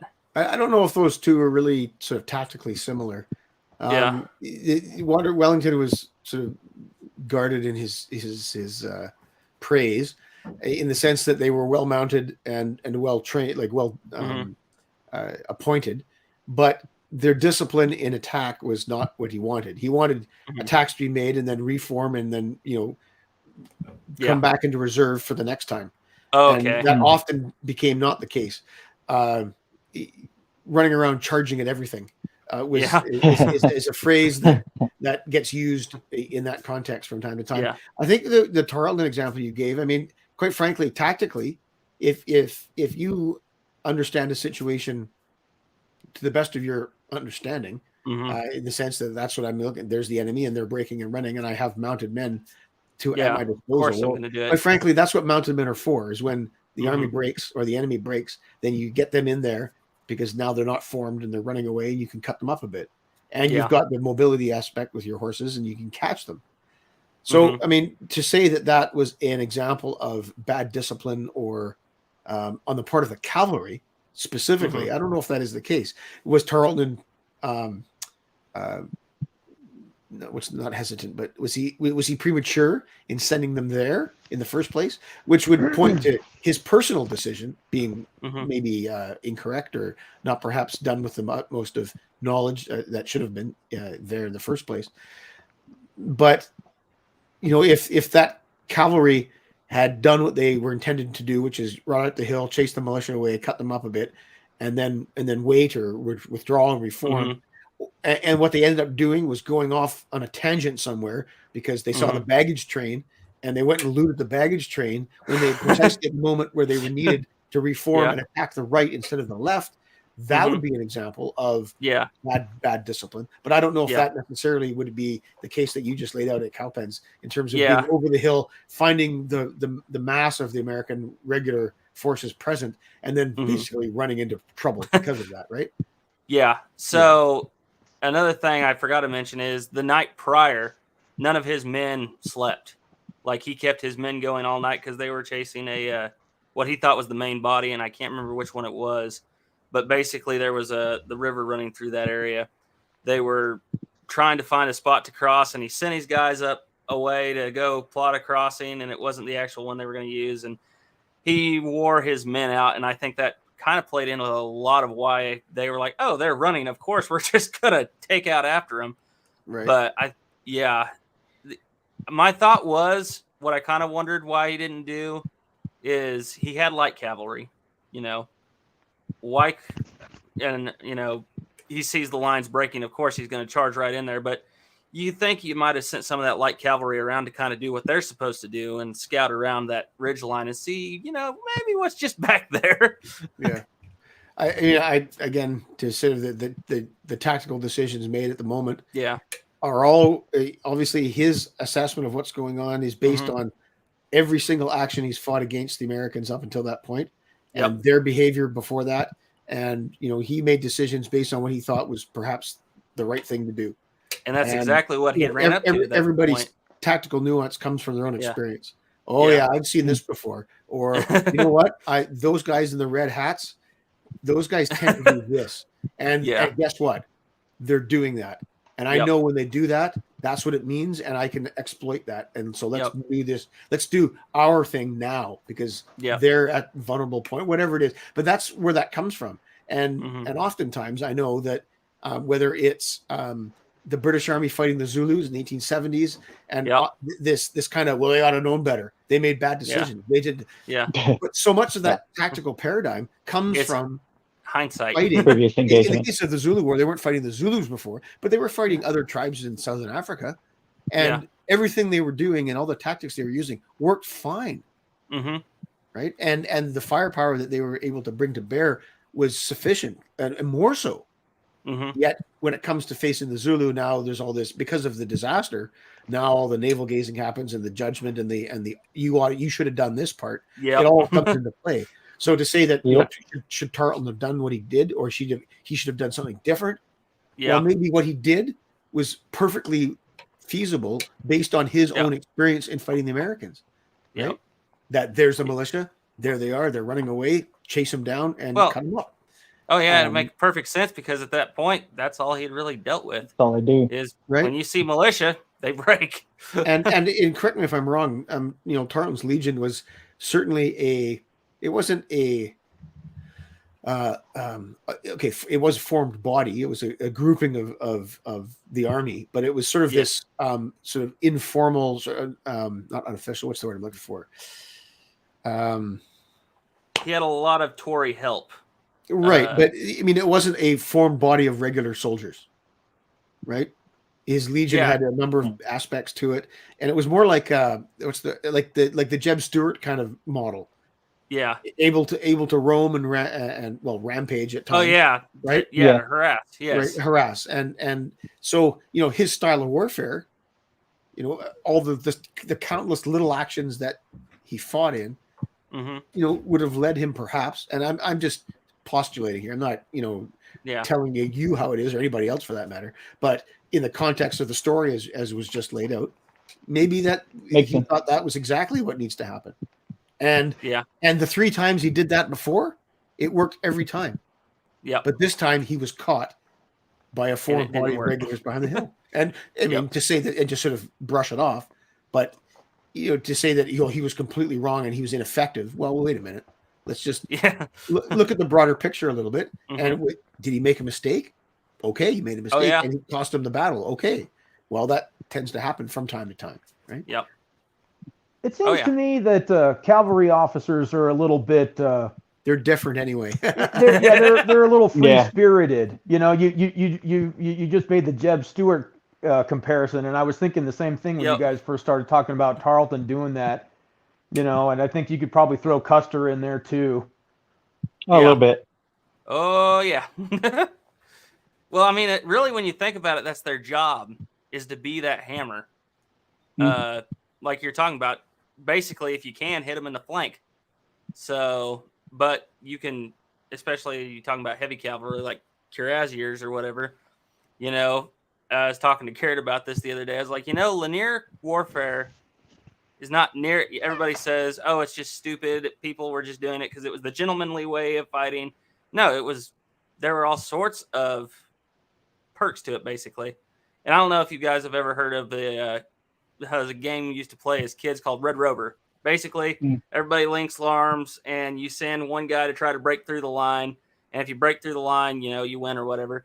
I said, linear combat is like the world's biggest, deadliest game of Red Rover. And you got that one kid that's 300 pounds and 6'2". That's like your cuirassiers.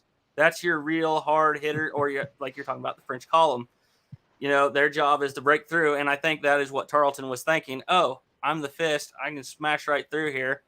But, it didn't work out too well for him. And like you were saying, he obviously had a very successful run up to this point. I don't think he'd been beat until that point. So, just one instance of a mistake that led down to a little bit of a downfall. For sure.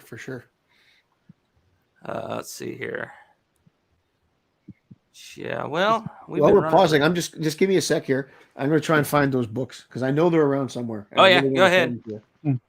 We might run for a little bit longer, guys, here, and we'll probably think about closing her down because I'm going to have to put my kids to sleep. Oh, we haven't talked about mini rifles or the Crimean War or nothing. God. Oh, the Crimean War. That is where I know. The Martini Henry a little, get into. Yeah, tell us about the Crimean War. Just talk to us, Rob, for a little bit about the Crimean War. I know you're itching at the bit to do that. Well, yeah, it's that's another sort of real paradigm shift. In a number of ways. I would say that the in terms of the pointy end stuff, certainly. Everyone's read Brett Gibbons' book. Everyone knows Brett Gibbons. Yeah, I read his book, The Destroying Angel.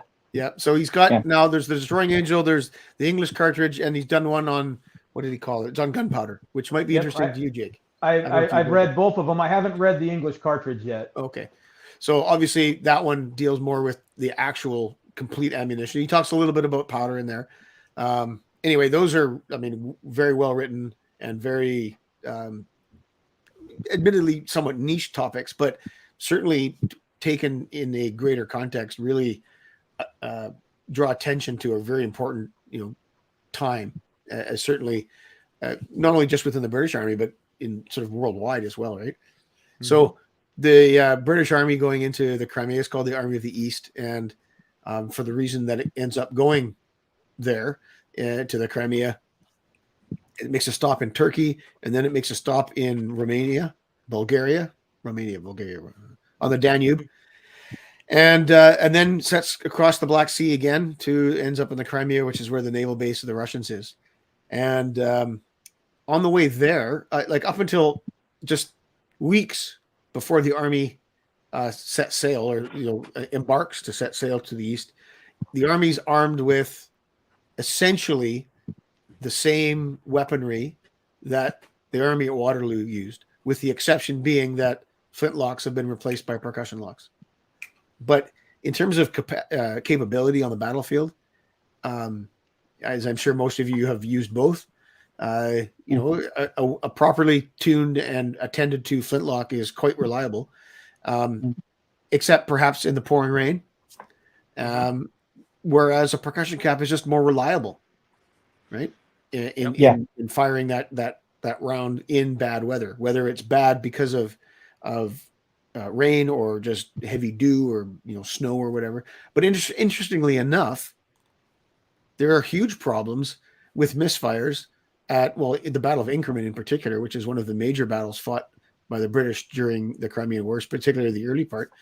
So that's right up at the beginning, before the army leaves. It's armed with percussion smoothbore muskets and the rifles. There's 2 battalions of riflemen that are tasked with joining the various divisions, forming the army, and they're armed with the Brunswick, which is the replacement rifle for the Baker. Mm-hmm. And right before they embark, this relatively new rifle, which has been tested only in small numbers in South Africa in the couple of years previous to see its suitability, which is based on this Minier principle of expanding ball.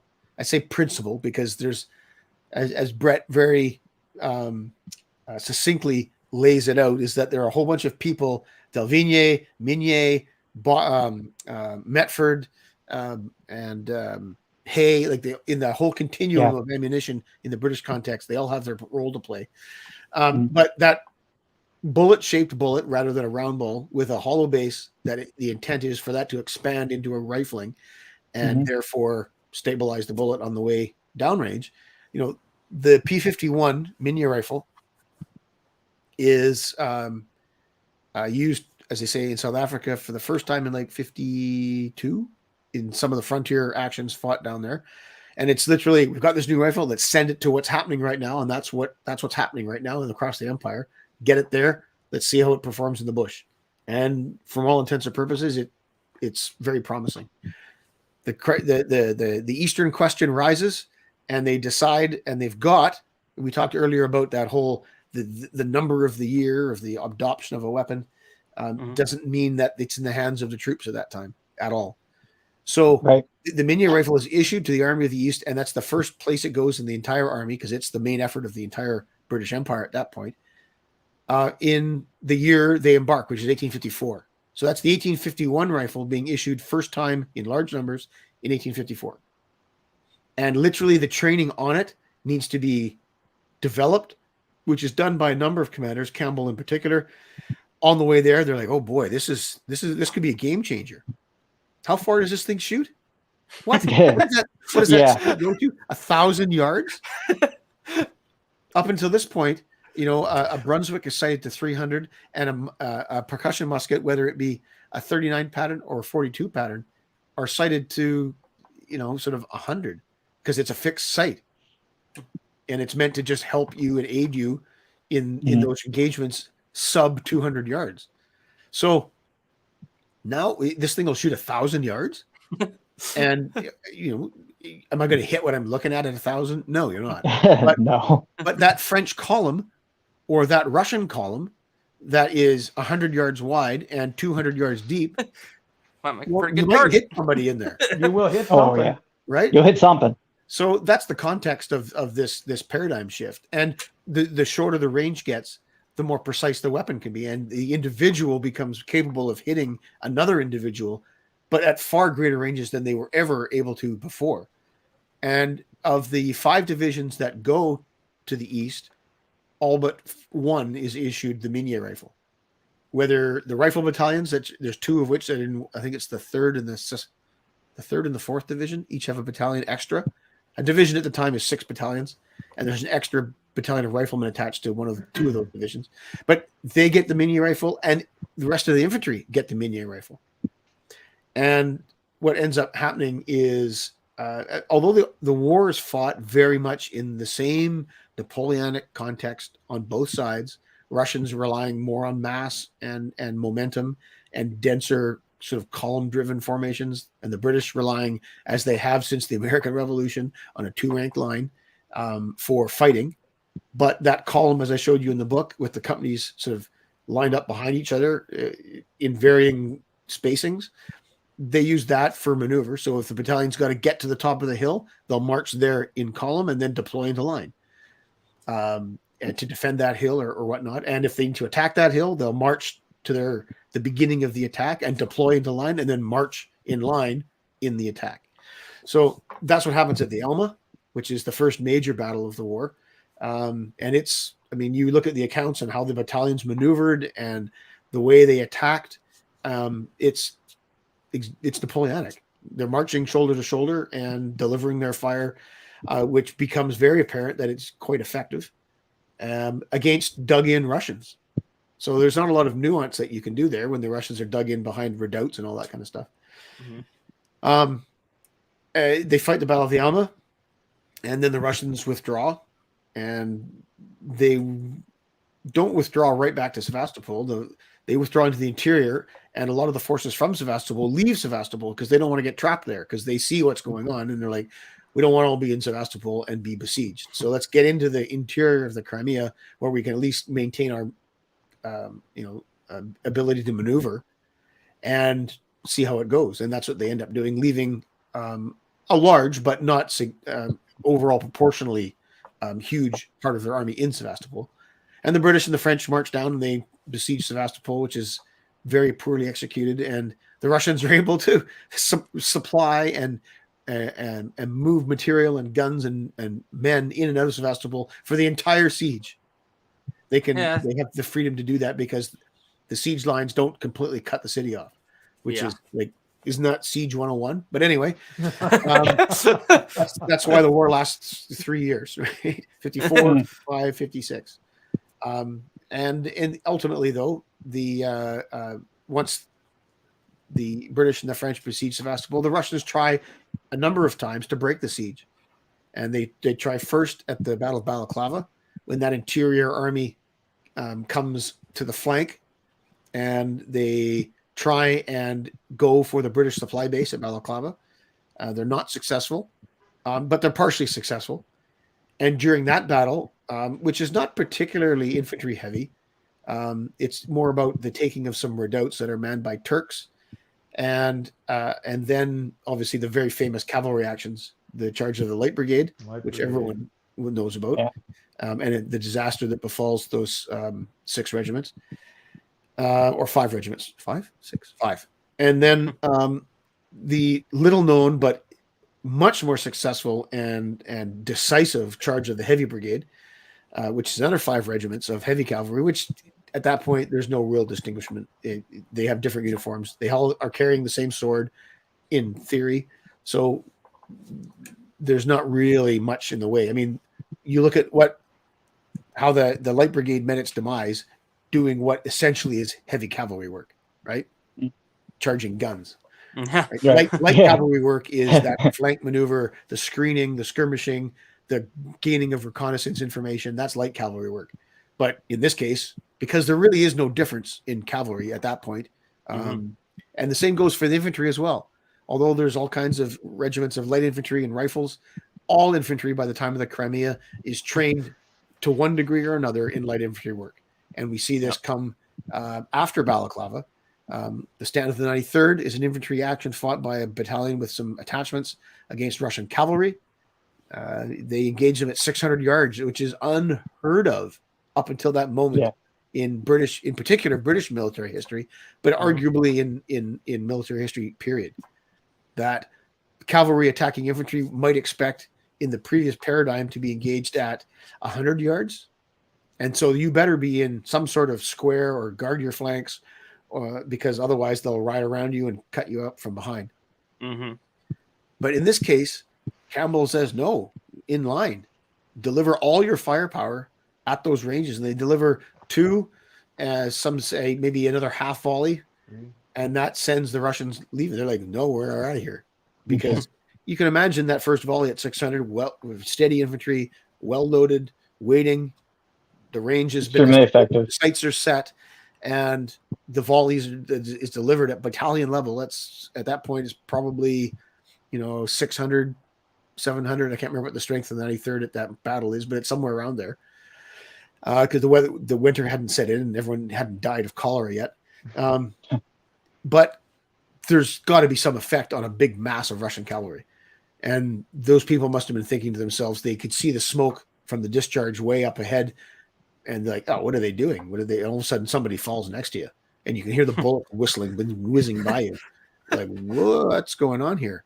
I'll keep going. And then 300 yards later, another volley. And it's really noticeable now. Like people are falling and horses are being shot. And wait a minute. Well, if we get another one of those, we're going to be in for it. And so they start veering away. They're like, oh, okay, we're done. And as they veer away, they get another one in their flank. Yep. Right. And I mean, the infantry just faced off in line against cavalry and won. It reminds me of that cavalry was headed to Balaclava with the intent of taking, as the lead element of the army behind them, that it was intent on taking Balaclava. So, the stand of the 93rd rightfully becomes something of well, obviously it's mythologized, but it is important, but it demonstrates that weapon. And the very next day, the Russians try on the north flank. They come out of Sevastopol and they probe the British siege lines. And the Battle of Little Inkerman is fought, which is a admittedly smaller action, and fought on the day after Balaclava. Again, they're trying to relieve the siege. And at that battle, the Battle of Little Inkerman, a force of between 30 and 50 men who are picked from the Brigade of Guards under the command of Captain Goodlake are selected as sharpshooters, and they fight an action in a gully on the north flank of the British siege lines against greatly outnumbered, but their discipline and their fire, and they withdraw to a bit of a barricade across the bottom of this gully, and they hold off the Russians. Interestingly enough, not before the captain and one of his sergeants who are probing forward down the gully are hiding in a cave and get surrounded inadvertently by Russians. And then they have to break out.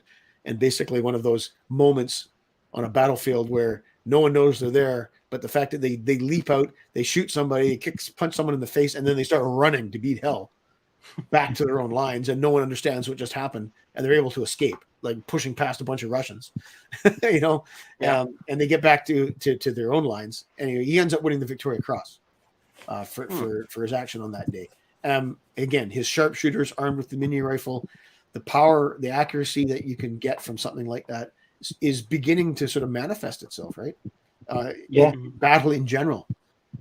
And then a week or so later, just a bit more than a week, on the 5th of November, the Russians develop that little action, the Little Inkerman, and they come in force from both the interior and Sevastopol, and they attack in huge numbers on the Inkerman Heights.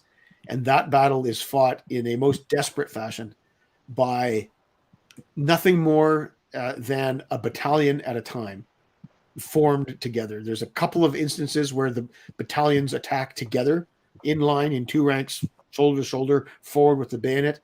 But the rest of the battle and the dozens of battalions that end up being involved fight in penny packets, in half battalions, in wings, in companies. And when the action gets hot and heavy and the smoke's there and the mist is there and the confusion and the noise, they are fighting in smaller groups than that. And they're extending themselves to try and hold off huge masses of Russians with basically nobody, because the numbers of British that are being able to brought to bear at any given time are very small. But the effect of the Minier rifle is telling. The fire is accurate, and it's devastating. It's a huge bullet. It's 700 some odd grains, and it's flying accurately now. It's not a smoothbore round ball. And it is, if it goes through somebody's arm, it's definitely going into the guy behind you. Yep. It's even going through people into those behind. So the effect, we talked earlier about some sort of force multiplier. That is definitely what the Minier rifle brings to the battlefield. And it begins 100% this ascendancy in the Crimea. And that gets developed throughout the rest of the 1850s in India during the mutiny, when the Minier, or what then replaces the Minier rifle, which is the P-53, which comes into service first time issued in 1855. And that's in the Crimea. But obviously it takes a lot longer for the whole army to get equipped and re-equipped, because the Minier rifle never equips the whole army. After the Crimea, the P-53 comes in, and it becomes the main service arm. And that Minier rifle is only used in the Crimea, essentially, and then goes into stores once the P-53 comes into service. But apart from the Army of the East in the Crimea, the rest of the British Army still have smoothbores up until they finally get the P-53. Mm-hmm. Right. So the Army in Britain has smoothbores. A large parts of the Army in India still have smoothbores. So we end up with this sort of ascendancy of the rifle musket, which has obvious implications during the American Civil War, but that's a huge other topic. But one very interesting, especially when the nuance of how it's used and its effect on the battlefield gets explored, of which Brett does a great job. Yeah. So you're talking about the Russians basically advancing, and you see a guy falling next to you, and you're like, where's this coming from? I couldn't help but think of the story about American Civil War, of course, talking about a lot of British weapons coming over, especially into the Confederacy, of General Sedgwick, where he had his guys are basically, which is funny because we have Sedgwick County, Kansas down here. It's actually named after him. Union General has all these guys are ducking for cover, and he comes out there, and I think the exact words were, all of you ducking, because they were getting fired at from sharpshooters. And what he didn't realize is these sharpshooters are using Whitworths. And so he says, all you boys ducking from a bullet or two whizzing by your ears from a Confederate sharpshooter. A Confederate sharpshooter couldn't hit an elephant at this. And that's as far as he got because he automatically got smacked right there. Right. I know it's a very famous story, and it's always used for the whole Whitworth piece, right? Yeah. That it often gets put in the spot of like a sniper. That there's one shot, one kill. But you made a very good observation, is that they were under fire. Yeah. and all that fire beforehand hadn't hit him. Yep. At that very moment, he was saying, "Look at all what's going on around you. Nothing's hitting us." The one hit him. And one hit him. But it's always put in the context of some sort of deliberate thing that it was sort of eat that, and there you go. And that Whitworth. No. But it was definitely there's a guy on a horse. Well, sure. But the point being is that guy who shot him had shot at him 5 times already. Yeah. He was just waiting for him to say that before he got him. Right. But the context of the legend is never that. Yeah. Right? No. It's that somebody saw him on his horse, took deliberate aim, and shot him with one round, and it hit him just as he was complaining to his men for taking cover because all this stuff is ineffective. No, when you actually look at even the details of the legend, it proves it disproves the legend in telling it almost. Yeah. Right. If you can hear it coming past, it's not hitting. So they're obviously shooting at you, and you're not hitting you yet. Yet. Yet. Right. That one luck, the perfect timing in the first place. The perfect timing of speech, and just all Really the numbers in the universe lining up. Got it. Terrible bad luck. Yeah. Yeah. And there's a common another similar legend with Plunkett and his baker shooting the French general at Cassabellas. During the retreat to Corona in 1809. And that is I've yet to make the video proper on it. I've mentioned it a few times already, but I've got a file. I've got to find some way to efficiently make a full-size target of a French general on a horse, so I can shoot at it at real ranges and whatnot. I've been to Cassabellas, and when you read legends of the internet, people are talking about, he shot him at 800 yards and all this kind of stuff. It's just no, he didn't. Because this rifle is sighted to 300 yards. So you tell me how you can shoot somebody in the head deliberately with a rifle that only shoot this. I mean, you're aiming so far above the target. There's just really no way. But and it was done in an article written by a fellow named Moore, which is available online. If you just Google Rifleman Plunkett Cassabellas legend or something, you'll come up with it. And it's very well laid out. Assessment of the ground, assessment of the situation, looking at the way the story was told, and it probably somewhere between 200 and maybe at the most 300. In my experience shooting my baker, although I'm certainly not some sort of dead eye, 300 yards is sort of like man size, it's a distance. Like maybe. Yeah. To turn around and make 2 shots, one in the French general and the other one in his aide. Probably closer than that. So then, what do you think about the claim in DeWitt Bailey's book by the I can't remember who it was. It was somebody witnessing the shooting of the pattern 1776, and they claimed that at 400 yards he could put, I think he said something like 4 out of 8 rounds into a target the size of the brim of my hat. And DeWitt Bailey was like, well, seeing as how that's a 6-inch target at 400 yards, I find that a little hard to believe. Well, I think because you mentioned that, I think I wrote back to you. Because the Battle of Adobe Walls. It's a little bit also reminds me of. Because I've got it here. Because I actually, when you read it, or when you sent that quote along, I was thinking to myself, wait a minute. I don't remember. I was like, well, yeah. I'm just trying to remember what it's in the 1776 chapter. It's like I went and looked at it, and when you actually look at the quote, it is to a degree a little bit more nuanced than that. Yeah. Ferguson.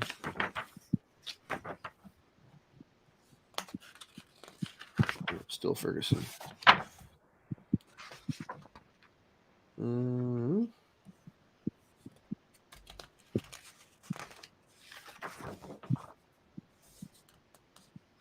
Reminds me of on the story of extraordinary shots, Joseph Plum Martin's book.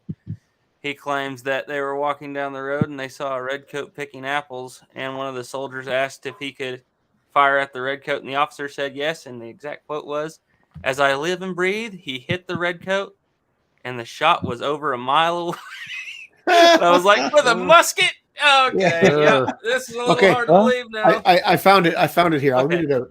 Yeah. It says, the gun manufacturing is pretty. The forging, scraping, and boring please me much. The rifle guns are handsome, pretty pieces. 800 are nearly finished on government account at £3, 3 shillings each. A gentleman with one of them at a distance of 150 yards shot a ball 6 times out of 8 within the circumference of the crown of my hat. Okay, 150 yards. Semicolon. Okay, that's believable. Yeah, semicolon. Yeah. At 400 yards, he shot within half a yard of the mark. Okay. All right, so I got those two mixed up. That's reasonable. Half a yard. I'd call that reasonable. Making a 36-inch group with something comparable to 6 or 8 rounds at 400 yards. Okay, that's the exact quote. So it's not speaking of muzzle loadings per se, but the Battle of Adobe Walls is one of the all-time favorite long shots ever in a fight. It was a mountain ridge or a hill ridge in Texas, and he shoots it's a buffalo rifle, and he knocks an Indian off his horse, and it was something like a mile. It is 900 something yards supposedly. Yeah, it was crazy distances, and he even said that it was a pure luck shot. He just hit it. And there's actually a competition, like a high wall or a rolling block or a sharps or something. I want to say it was a sharp. No, it wasn't a sharp. What was it? Where's Garrett? He would know. He would know. Garrett would know. I mean, it was something like a sharps. Or certainly, Kate. What year was that? That was 1870s. Right. So I mean, those rifles are capable of shooting that far. Like a 45-70 will shoot that far. Oh yeah. Oh, here come the comments. This was something like the comments are definitely going to know. 50-90. 50-90. No, 50-90. So I mean, yeah, huge. They're capable of shooting that far, right? Oh yeah. You know, I mean, how far did you do? 900 yards? I believe it was around 900 yards, close to a mile, something like that. Wall at 900 yards. Doug Duke says it was a 50. He was up on top of a hill. Oh, top of a hill. The guy was on top of a hill, so still, it's 900 yards away. Yeah, like, maybe you can see that he's there, but you're not gonna. Yeah, he even said it was a luck shot. He just kind of aimed in that direction, guessed, pulled the trigger, and he saw the guy fall off his horse. Right. What rifle? And they actually. It was a sharps, right? What kind of rifles use Adobe Walls? They have this competition every year. You can actually go and do the shoot. It's kind of a neat thing. Neat. And whereabouts is that? It's in Texas. Where is that actually at in Texas? You guys know? It's in the Panhandle because I've been there before. There's literally nothing left. I forgot the name of the town. I can itself, tell you this: it's not too far from a place called Fritch. Fritch, Texas, kind of out by Amarillo. But there's nothing there anymore, and you can just see, for miles. And there were 2 battles in the exact same place. They had the first battle of Adobe Walls and the second battle of Adobe Walls. It happened during the second battle of Adobe Walls. And it was basically a bunch of buffalo hunters that got run down on by a bunch of Indians, and they fought both times. Kit Carson was in the first one, I believe. Yeah, he was at the first one. Somebody will correct me if I'm wrong. I'm sure. I think he was. I don't know. Oh, we might run for a little bit longer here, and we'll probably have to call her a night. But it's been a pretty good chat, though. But no, talking about that DeWitt Bailey book, the trial of the American long rifle versus the pattern 1776. I wish I could find some more information about that, because I know he even states in the book, he's just like, there's nobody ever talked about what happened after that. So what do you think? There really wasn't any, there was so much little of a difference that it didn't matter, that they didn't even write about it, or it just got lost in time, or lost to time? Well, what's the context of the fighting? What's the sort of the kind of ground around it? Yeah. I mean, does this matter? Quite frankly, why is the if we use a sort of a modern kind of context, why is the M4 short? Mm-hmm. Why did the U.S. Army go from an M16 to an M4? Yeah, we weren't shooting at long distance that much. Shorter. Yeah.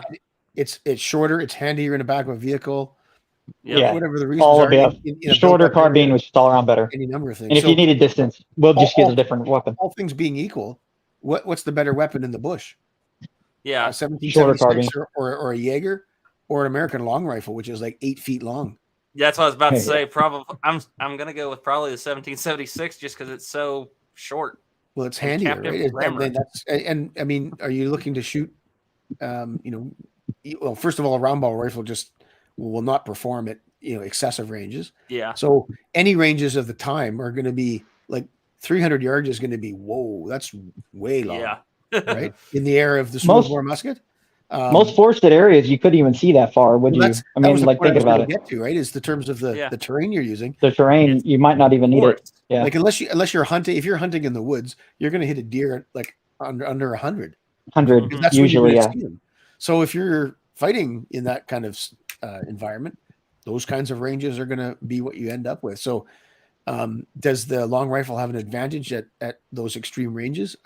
I don't know. A long rifle will also be typically 45, 40 caliber, somewhere around there. Yeah. Well, I got this one here, which this one's a 50 caliber. 50. It's based off of a rifle that was made in the 1760s, but they shortened it down to, because evidently there was a thing in the 70s, they started shortening them down a little bit. But I mean, still, even though this thing's short, it's it's long, and it's not how much shorter is it than the Southern Mountain Rifle? Garrett, hand me your Southern Mountain Rifle. It's considerably shorter in that Southern Mountain Rifle. Yeah. But it's like you're saying, it's because those things 50, are 8 feet 45 long. Caliber. I know. Of course, I was joking when I said that, but when you compare them to the 1776 or a Baker, they're obviously very long. Yeah. So you got the Woods Runner, which is shorter, and then you got this, which is based on an 1830 style rifle, and it goes, and it goes, and it goes, and there's the end. So yeah, that thing's I think it's about 5.5 feet long, something like that. I know that the Vegas Antique Show, they had one, I swear to God, it was 10 feet long. Like, no joke. It was tall enough that you had to turn it to get it through the door when you're walking through the doors. It was insane. I've got a Egyptian dog lock. I don't know when it was made, but it's a Michelet style dog lock, 80 caliber smoothbore, and it's about 6'4". So, yeah, it's a big gun. I don't even know how they rammed that gun. The one I was looking at, I was like, how do you even ram the like? You'd have to push it up against a tree or something. The rifle, but it was ridiculous. Yeah, like you're saying though, I just think that was probably the result of the test. That pattern 1776 is shorter. It's got a captive rammer, which is very nice. Yeah, Probably won I mean, that test. obviously the rifle was already produced, and they just were sort of having a competition, perhaps, or as you say, some sort of trials to see. But I mean, they obviously went with that because that was the tradition where it came from, which is the Germanic tradition. And their rifles were generally short and handy in sort of woods and bushland and whatnot. And to me, I mean, that makes sense. That's if you want light infantry or riflemen who are going to be acting in that role, that's the kind of rifle you'd want them to have. Yeah. Kind of funny to think that they even did that with the pistols. Like my C service is the 1805 pattern, and it is dramatically shorter than the normal one. Right. Dramatically shorter. I got a copy of the land pattern, and it's to the original length, but it's, that long for the original 1738 or 28. Yeah, 1728 land pattern. Right. When I bought that one, I actually thought it was a cut down one, but thank God it wasn't. They shortened them pretty considerably. Yeah. But yeah, I think that was the actual definition of the test, was they were trying to see if there was enough of a difference to make a difference. I think was what they basically boiled down to. Mm-hmm. And like you say in that quote, he was shooting at the, we'd call it 8-inch circle or so at 150 yards. And excuse me, hitting that's 6 out of 8. And, and then attempting to shoot at 400 and hitting within 36 inches. Well, that's pretty massive. That's not big. Yeah. Yep. And if you put 2 or 3 people standing together, you're going to hit somebody. Oh yeah. I mean, and that's at 400 yards that's excessive ranges. Yeah. And it's you usually can't see a person at that distance. Those are excessive ranges up until, the Crimea. Yeah. And even in the Crimea, they're still going in with that kind of paradigm. Oh, yeah. That's their mindset, because all the people in charge are all guys who have been in the armies for many years, and the smoothbore way of warfare that's where their mind is. And it took a lot of effort to try and on behalf of certain individuals to sort of to find out what the capabilities of the new rifle are, and then embrace them. Right. And then one of the things I thought was interesting about that book about embracing it is even after seeing the success with the Minier rifle in the Crimea, a lot of the top British were not interested in switching to a rifle. They still thought a smoothbore was the way to go. The sort of famously, the Duke of Wellington was very reactionary in that sense. The Iron Duke, as his nickname or moniker was. And, that's perhaps part of the reason why the Minier rifle was 702 caliber, which is the same caliber as the smoothbore before it. And whereas the P53 obviously is a smaller bore than that. But that was sort of to placate he famously said that the ratio of rifles in the army doesn't need to be any different than it was at Waterloo, because it was effective in the Peninsula. It was effective at Waterloo. And I know, and we all, like, the paradigm is there, and that's the smoothbore paradigm. And in his mind, and, to a degree, rightfully so, he's the victor of Waterloo. So who's going to argue with you? You beat Napoleon. So, though that whole thing kind of, it festers a little bit, and it keeps the army sort of behind. Might they have adopted the rifle a little bit earlier? Because the 40s were a bit of a formulation or formulative era when all this technology was starting to be both percussion ignition and also rifling and the expanding ball kind of thing. That's when it gains its real meat and foothold.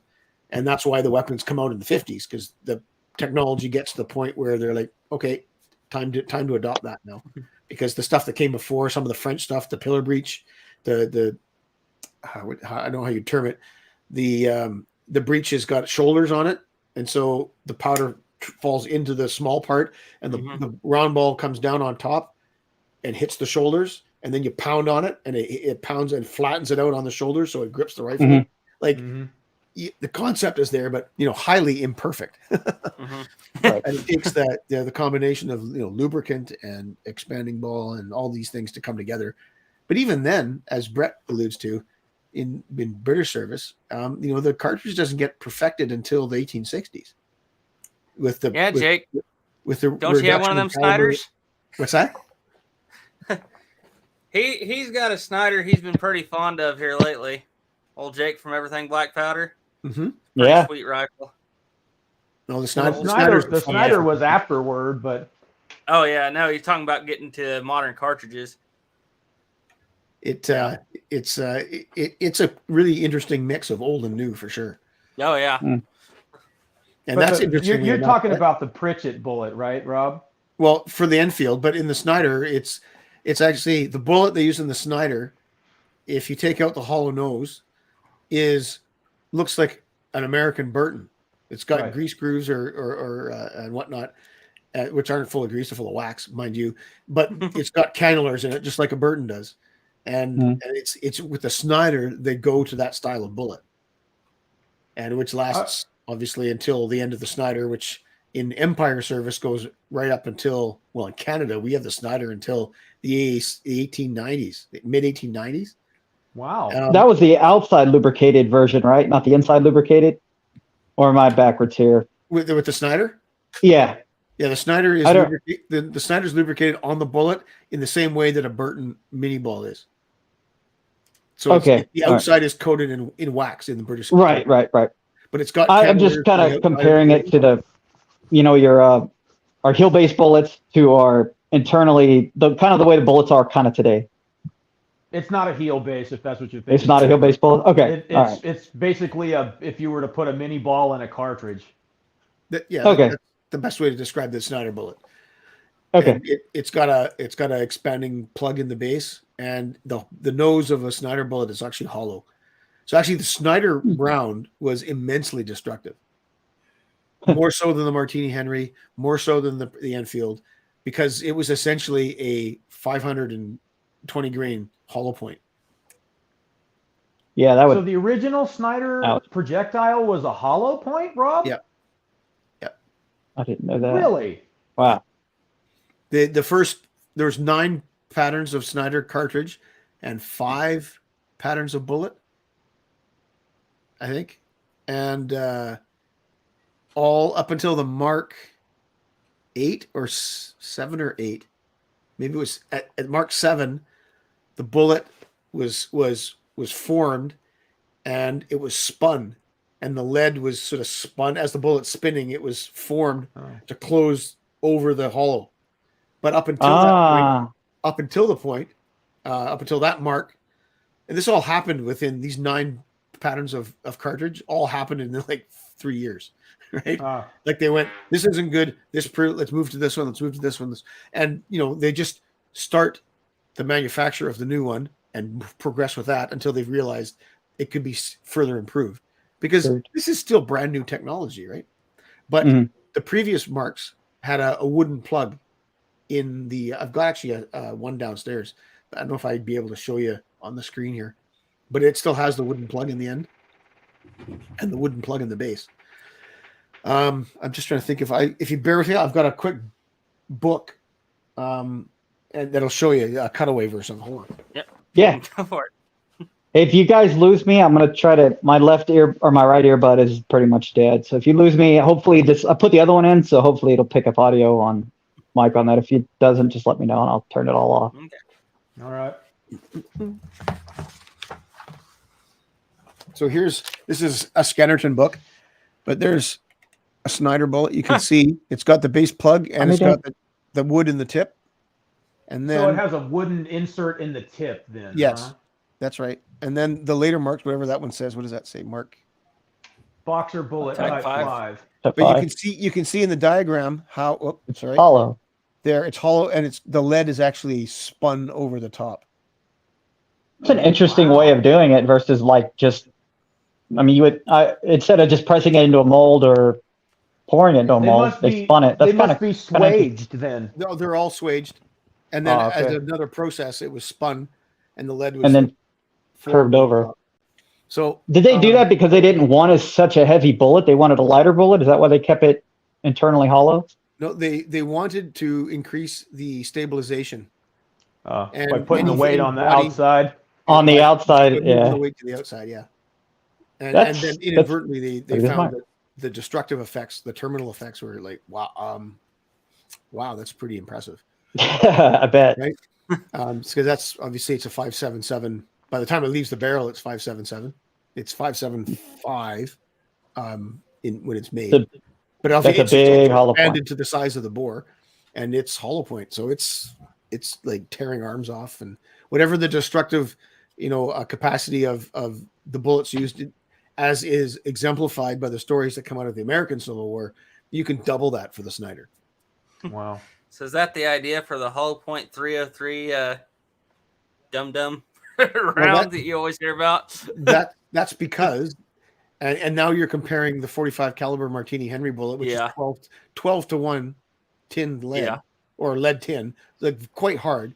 Yeah. And it's zipping, the hitting power of that is significant. And then the 303 round comes in, and it's jacketed, and it's literally just blowing through, making very little disturbance, or comparatively so, to the Martini. And they see this, they're like, wait a minute, we're shooting people, and it doesn't have the effect that we want. Doesn't do what we want. And we're making small holes instead of big holes. Yeah. The Mark II Special is what is like the Dum Dum, and it's made in India, and it's got an exposed core at the front.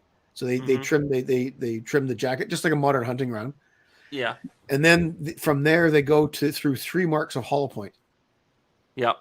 And some of them have a little iron cup in the tip to help the expansion, and then they get rid of that. And then right in, was it 898? They are producing these as the way forward, and then the Hague Conventions come into effect, and distorting bullets are no longer suitable for warfare. Bullets that change their shape in that way.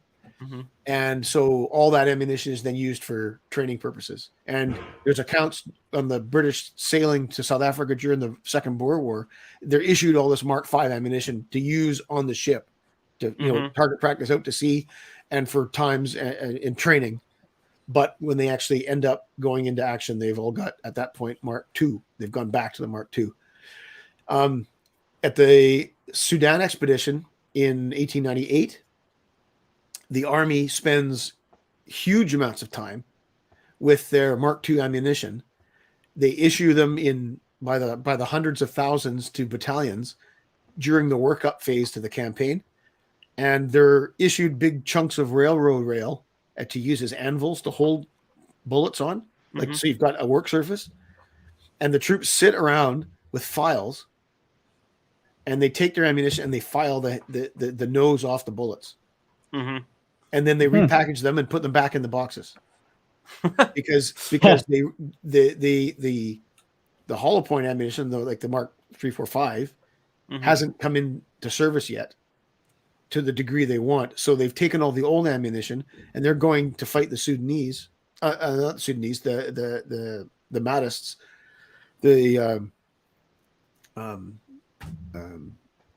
outside. Ultimately, they end them meet them in a number of battles, at Barra, and most famously at Omdurman in 1898. And the idea is that all the stockpiles of ammunition that the British are taking with them are going to have some degree of deforming capability, whether they're come that way as a Mark V, which we're talking about it. I can't say for sure that the Mark V was out in time for that, but the stories go, and there's accounts of it. The Mark II noses are being filed off en masse as like your job today. Number 3 company, come McKinsey? Here, draw your 100 ammo and file it down. Yep, and go and sit on the anvil over there. Your 80 guys, and you guys for the day are going to file noses off bullets. And here's the files, here's your bullets, and this is the length at which you need to file them to. Off you go. And they all sit there and file, make a big pile, and then wrap it all back up into paper wrappers and put them all back in the storage boxes. And then, nice. The next day, come in for your next 100,000. But I think I heard it. Yeah, I did hear it from Othnius on CN Arsenal. Yep. He had talked about the Germans were making claims that the British were taking the hole in the SMLE magazine and trying to use it to basically cut the tips off their 303 bullets. No, that was it's the hole in the side of the cutoff. Yeah. The little nub on the cutoff that you grip to move it in and out. Yeah, it's hollow. Yeah, making ridiculous claims. And that was also because the Mark 7 ammunition, of which the Army was using at the time, had an aluminum tip inside the jacket. So it had a lead antimony core slug, and then it had an aluminum tip, and then it had the jacket around everything. That was aluminum tip back then, that would have been expensive. It was what they figured. They wanted to save some weight and increase the velocity, and that was one way of doing it. And then it had the effect when it hit something was that it immediately destabilized. So when it hit, it just started to tumble. It started to tumble immediately. So in that sense, quite effective than a solid lead bullet. Mm-hmm. Right. But that's the Mark 7 it comes in 1910, and that's the Spitzer high velocity 303 round, 174 grains to 2000. Well, I guess nominally 2440 is the velocity, the nominal velocity. And as I said, and Spitzer pointed. Before that, the Mark II, Mark 6 is all 215 grain round nose, about 2,000 feet per second, so a bit slower. And that's what the British Army uses in the 1890s and the Boer War. And are those black powder rounds? I'm sorry? Are those black powder rounds, Rob? The first 303 rounds are black powder. They're done that and made that way because they are trying to find an appropriate smokeless powder for use around the world in all conditions. And the ones that are out there at that time in the 1890s, or sorry, in the 1880s, are not suitable. Like the French powder, which is famously what they use in the Lebel, was a powder B. Why didn't they just use that? Well, I guess it had some issues with either heat or cold, like whether it be Canada or India, all the places that the British Empire exists. So they had to find something different, and they ended up with cordite, which you may or may not. You're aware of cordite. It looks like spaghetti. Right? Yep. But those black powder rounds, that's the way the 303 is initially produced. You can't. Well, sure you can, but to do it with normal methods is almost impossible because it's formed in a pellet and it's put into the case. And that pellet has a hole through the middle of it, like longitudinally, like from top to bottom, to help in the flash from the primer to burn it all. And it's put into the case before it's necked. Yeah, so the case is sized with the charge. Yes, the bullet's put it necked with the charge in it. So it's very difficult to replicate that, right? And to get there's how many grains are in the? It's like 70 some odd grains, 70 grains of powder. So I mean, it's compressed significantly into a pellet. I don't have my papers here, and I'm pretty sure it's something like that. I've heard that the British were a little late getting to use smokeless in there. Do you know what year they started using smokeless in 303s? Well, they produce black powder rounds for a couple of years, so then they start producing cordite in 91. Oh, okay. 91. Smokeless was invented in 84, right? 86. Right. I think, right? 86? Right. But again, about like 2 years difference here and there. None of that really matters because the time it takes for all these nations to get things into play. Like the Lebel wasn't in the hands of the French army in 1888 or whatever, or whatever it was. It took years to. It was nothing but an experimental rifle at that time, technically. But they had to make them in the numbers and then issue them everywhere. Right. So everything came later. Like everyone talks about, the British Army had the Lee Metford in 1888. Well, no, it didn't. The Lee Metford was issued generally for the first time in 1890. That's like here in America, everybody talks about the Spanish-American War. Everybody talks about the Krag. What people don't realize is a lot of guys going down to Cuba are still carrying trapdoors. Trapdoors. So, yep. But there's the way that the number or the pattern associated with a given rifle, whether it be American or Spanish or British or whatever. Yeah, it doesn't really incorporate it, but that never means when it's in the hands of the troops. Hands of the troops, right.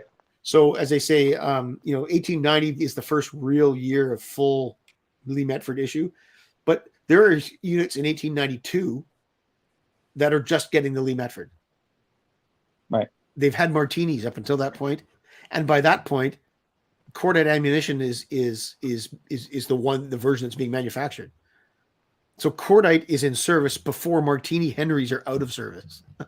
That's pretty funny. Now, that doesn't mean that they didn't use black powder rounds throughout the 1890s for other purposes. But just like anything, you start manufacturing millions of rounds, then those go into store and issued down to whatever level into ammunition depots in peacetime.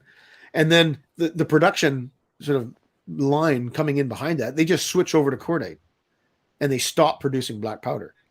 So eventually over time, that black powder stock will diminish. And at some point, you'll have enough cordite to get rid of all the black powder, period. And then that final chunk that's left in store can be just withdrawn and disposed of or whatever. And then there's obviously a number of marks, the Mark II, and then the dum-dum thing comes in the late 90s, and then the Mark VI at the end of that, which is a slightly improved Mark II. And then that lasts until 1910, and then they start producing the Spitzer. So, the regular army that goes to war in 1914, they have rifles that are all sighted, and the chambering's no different, but predominantly it's the sights and the magazine. Some of the magazine geometry is different because the bullet's a different shape. Mm-hmm. And there's an account, the London Scottish go into action in 1914, which is a territorial battalion. So part-time soldiers before the war, they're part of the mobilization. And the territorial army in Britain is like a totally different beast from the regular army. But their rifles are SMLEs, but they're all still chambered for the Mark VI. And so they experience feeding issues because when they go into action and get into France, they, or Belgium as the case may be, at the terms of Messines, they're issued Mark VII, which is the frontline proper ammunition that is used at the time. But their rifles are older versions that are intended to be used with Mark VI. They'll fire them okay. There's no safety issue or anything like that, but they have problems feeding them, and there's some feeding issues regarding that. I know we're getting off on a tangent here, but those first 303 rounds are black powder.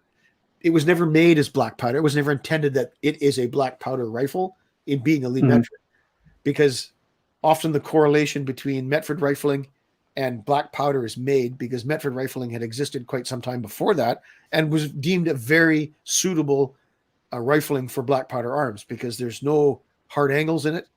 It's a series of, it's not quite polygonal in the sense of numerous angles and facets, but the rifling, if you imagine a picture of a cross section of a bore with rifling cut into it in square little notches, we'll just round all those notches out.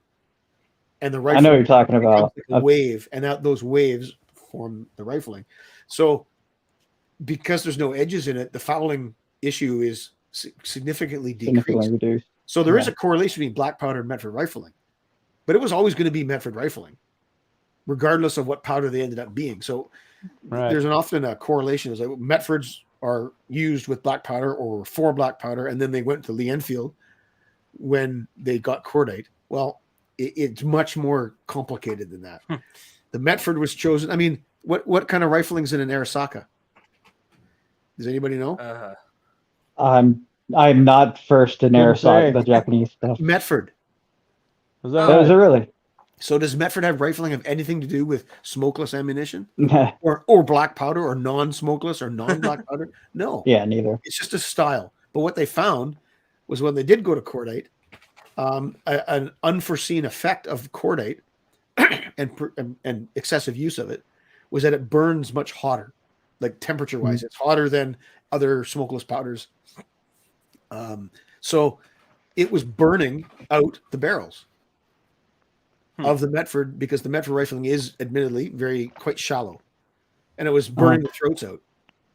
And this takes like thousands of rounds, 6,000 rounds, and it was deemed to be, some degree of wear to the point which it would become unserviceable. This took time, and the fact that they discovered this led them to adopt the Lee Enfield, which is exactly the same rifle, only with a different type of rifling, which is more conventional square cut rifling into it, and slightly deeper. And that was deemed as being able to resist the heat and have a longer barrel life. But the rifle was external. Apart from the rifling, it was identical. between the Mark II Star Lee Metford and the Mark I Lee Magazine Lee Enfield. They're the same rifle except for the rifling, for all intents and purposes. So, does that mean they withdraw or rebarrel all the Lee Metfords that they've got? Thousands of them. I wouldn't think so. Not. They use them until they're worn out, and in many cases, they're used all the way through the Boer War as Lee Metfords, because they haven't arrived at that number of rounds through them where the ammunition is burning the barrel out. But when they do, they get sent back and rebarreled into Enfields. And they become Lee Enfields after that. They get remarked and everything, and they become Lee Enfields.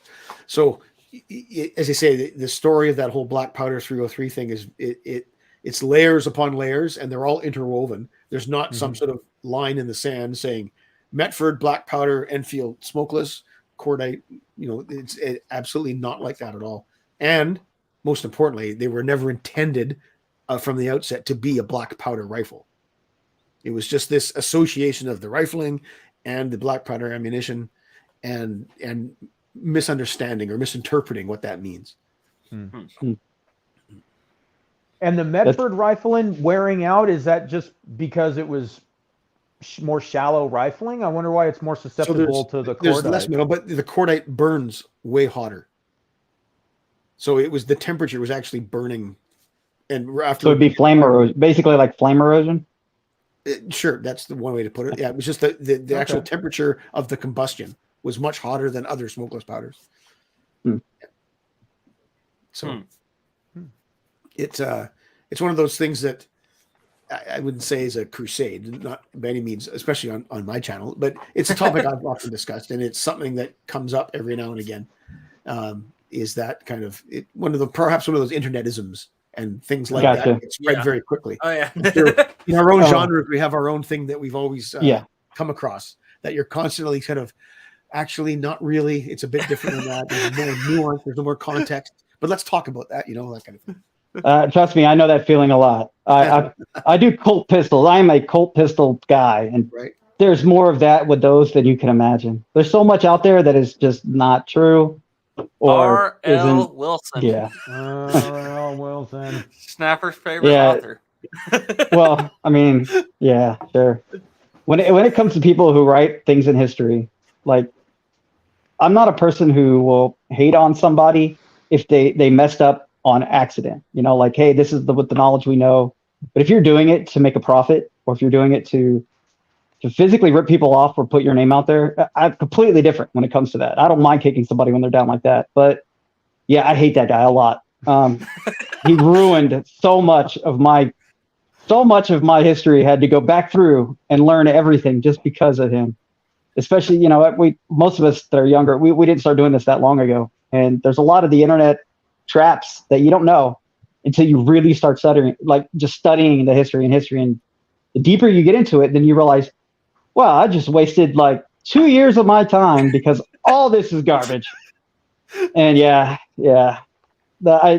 and the thing too is there's a lot of just myths about Colts that is so much deeper in engineering and the fact of what it is and why it happened. But most people just say, oh, it's because it was just garbage, or it was just crap, or they didn't know what they were doing. And it was kind of like the way you're going with this. It's so much deeper, and it's a lot bigger conversation piece that it's very nuanced. It's much deeper than most people think. Yeah, for sure. And oftentimes there are mistakes made, and there's things that should have happened that didn't. But oftentimes, those are tempered with honest sort of discovery of things. Right. And most of us we care more about the history. Thing. They had no idea until they put it in service, really. Exactly. So you couldn't hate them for that. 6,000 rounds to this thing, and you're like, oh boy, these test rifles are starting to show wear. Boy, there might be a problem here. Well, let's examine it further. Oh, there is a problem. Okay, well, let's switch it around. How long do those last? 6,000 rounds. Well, an average soldier, his rifle's going to have maybe 200 rounds to it a year. When he does his annual qualification, right? So you have years before you really need to worry about it. Exactly. Right. Now, put it in a context of service, active service, maybe there's a lot more ammunition going through it. Right. And that at the end of 6 years of service use, and you start seeing things that go wrong. Another thing with the Enfields, when the Enfield comes in, they manufacture the sights incorrectly. They offset them because of the drift of the bullet at longer range and the way, because it spins and it sort of So they offset the sights to compensate, but they do that too much. Like, really, those are all math was done wrong, or they were anticipating different, and so they realized that in South Africa, and there's problems with the shooting. And one of the interesting kind of discoveries I made was my Lee Metford has an Enfield barrel on it, and that Enfield barrel had not been modified.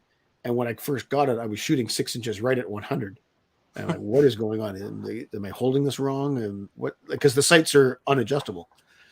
Right. And I started researching. It's like, what is this? Is not the case. Tried some different ammunition. Everything was right. Everything. And that's a lot for 100 yards. What's that? Sorry. That's a lot. 6 inches at 100 yards, quite a bit for a rifle. Yeah. Yep. Yeah. You're not going to hit anything out in any distance. So ended up coming through the research and found the cause of it and why, and the remedy. And there were 3 remedies. Either manufacture the rifle properly from the get-go, like starting now, make the adjustment on manufacturing. Second, ones in store could be taken back to the shop essentially and had the front sight milled off and a new dovetailed barleycorn put on at the correct offset and then staked. And the third was issue a different back sight with an offset notch. Okay. And I was able to actually track one of those down. And it's noticeable. I've made a couple of videos showing it. When you look at it, you can see the offset of the notch, and it's further to the right. Wow. And it's a plug and play. You just change the back sight, take the pin out, put the new one in, slide the pin back in, took it to shoot, and it's dead on. So I arrived, which is really an interesting story for me, especially being interested in that kind of thing, but also in the sort of the story of the channel. Is I came across a problem that I had no idea existed in reality, like in history, and I found a way to fix it that matched the exact historical experience. And that's awesome, isn't it? The numbers were correct. I remember I have a figure of merit calculator. It's a spreadsheet program that you input data from rounds in the target in relation to a grid, and then that tells you the size of the group, also shows you the figure of merit, which is a different way of measuring accuracy. And then it also, if you input your sight radius, it also gives you adjustments up and down and left and right to move your sights, to bring, as long as you input your point of aim, the correct information on the target and your intended, your main point of impact, it calculates. And if where your intended point of aim would be, your main point of impact to be, it'll calculate that, and using your sight radius, it'll give you the correction you need to put to your sights mathematically. And the number that I got in shooting all those groups, doing all that using the spreadsheet, was the exact number. It's 0.03 of an inch. Was the exact number that the historical documentation said they made the adjustment by. So it was it's cool, isn't it? For me, anyway, it was a real kind of cool discovery. Yeah. Oh, I agree. I kind of run into weird little things like that every now and then, not quite the same, but I'm an engineer, and breaking down some of these old guns and actually looking at what they were actually doing, it's fascinating how simple these guns are, but how much safety was built into them. Like, it is phenomenal. They're drop safe. They're everything safe. It's everybody, every person who ever watches this show all the time, one of the biggest things I go into is the safety notch on a single action army, that the reasons are very different from historically than what people think. They weren't breaking every day. They were actually extremely strong, like extremely strong. You'd need to get hit with an artillery piece for you to break this stupid thing. Most of it was the reasons why they went away from it. They thought it was unsafe was importation laws, and B, putting it on safe was a hazardous. So you had to cock the hammer all the way back, pull the trigger, and then let it down manually. Right. And they were having incidents. They were having, people misfires, negligent discharges because they're putting it on safe. And everybody thinks, it was because they were breaking the safety notch. Yes, they could break, but you need so much. You need almost like 1,000 foot-pounds of torque to break the stupid thing. So it's like, yeah, it could break and it would happen, I'm sure, but likely it wasn't going to happen. It's sort of like the half cock on a musket, right? Exactly. Same kind of thing. The tumbler of a musket in a lock, like that sear needs to come like backward. It has to go back to go forward. Yeah. And then be pulled down for it to go forward. So what are the chances? Unless that shears off completely, which, like you say, when you slam it with a sledgehammer, it will. Yeah. But the chances of it being dropped and having that spring on the sear, keeping that sear up against it, even if it does swing back and away from the bent, it's going to come so right unlikely. back into it. Yeah. Yeah. And you would, in what I calculated, is you needed over 1,000 foot-pounds, around 1,000 foot-pounds of torque with mild steel, not the steel they're actually using. The steel they're actually using, you're going to need 1,500 to almost 2,000 foot-pounds of torque to break the stupid thing. The screw actually breaks, believe it or not. It's not the notch that breaks. It's not the trigger that breaks. It's the trigger screw actually deforms and plasticizes itself downward. And then it could go off, obviously, but we're talking some serious hit. I mean, you have to drop this thing over, more than 15 feet directly onto its. You'd have to drop it out of an airplane. Basically. Well, that's like one of my favorite complaints I get on the channel a lot of times, because I've been practicing more on it here lately, but I load a lot of paper cartridges and smoothbore muskets. And, I've been practicing the drill a lot more here lately, the proper drill, I should say. But, the proper drill is you prime the pan first and then load the cartridge. And there's been several people who are like, that is eventually going to go off whenever you are, loading it. That sear is going to snap or it's going to jump over or something like that. And I was thinking to myself, I commented it a couple of times, this was done on a basis of tens of thousands of guys at a time would do this. And if it was that bad of an issue that it's going to be going off on half cock, do you think they might not have changed some things up a little bit? It's like that safety notch on that Colt. Yeah. And the thing too is I can see like some ranges while they will have some rule, because if somebody does something stupid, you could get sued because somebody else's mistake. So you can throw in a lot of rules into things like sport shooting and all that stuff, just to keep everybody safe and keep yourself liable away from law. But the way I see it is, if you're a grown adult and you can take responsibility for your own actions, if the thing shoots me, then that's my fault. Oh yeah, definitely. And that's kind of the way I've always looked at it personally. I'm not going to sit there and then go say, oh man, I knew I shouldn't have been doing that, and I'm going to sue Colt because I knew I was going to, or whoever, because I knew I wasn't supposed to be doing it. If it's just being an adult, taking responsibility for your own actions, and if you're responsible enough to do it, then do it. If you're not, then stay away from guns.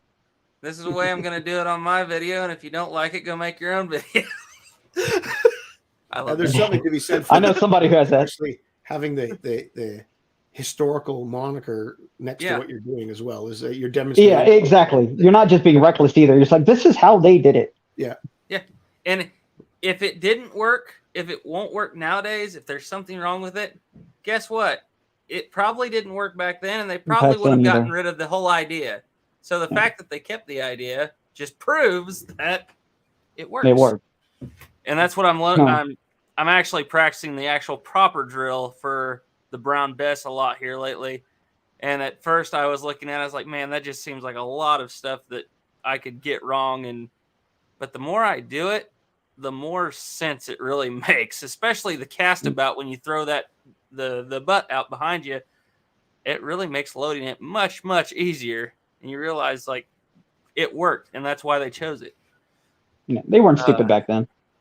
Yeah, it's like they literally lived with this stuff. Yeah. That they didn't have the option to go to something else.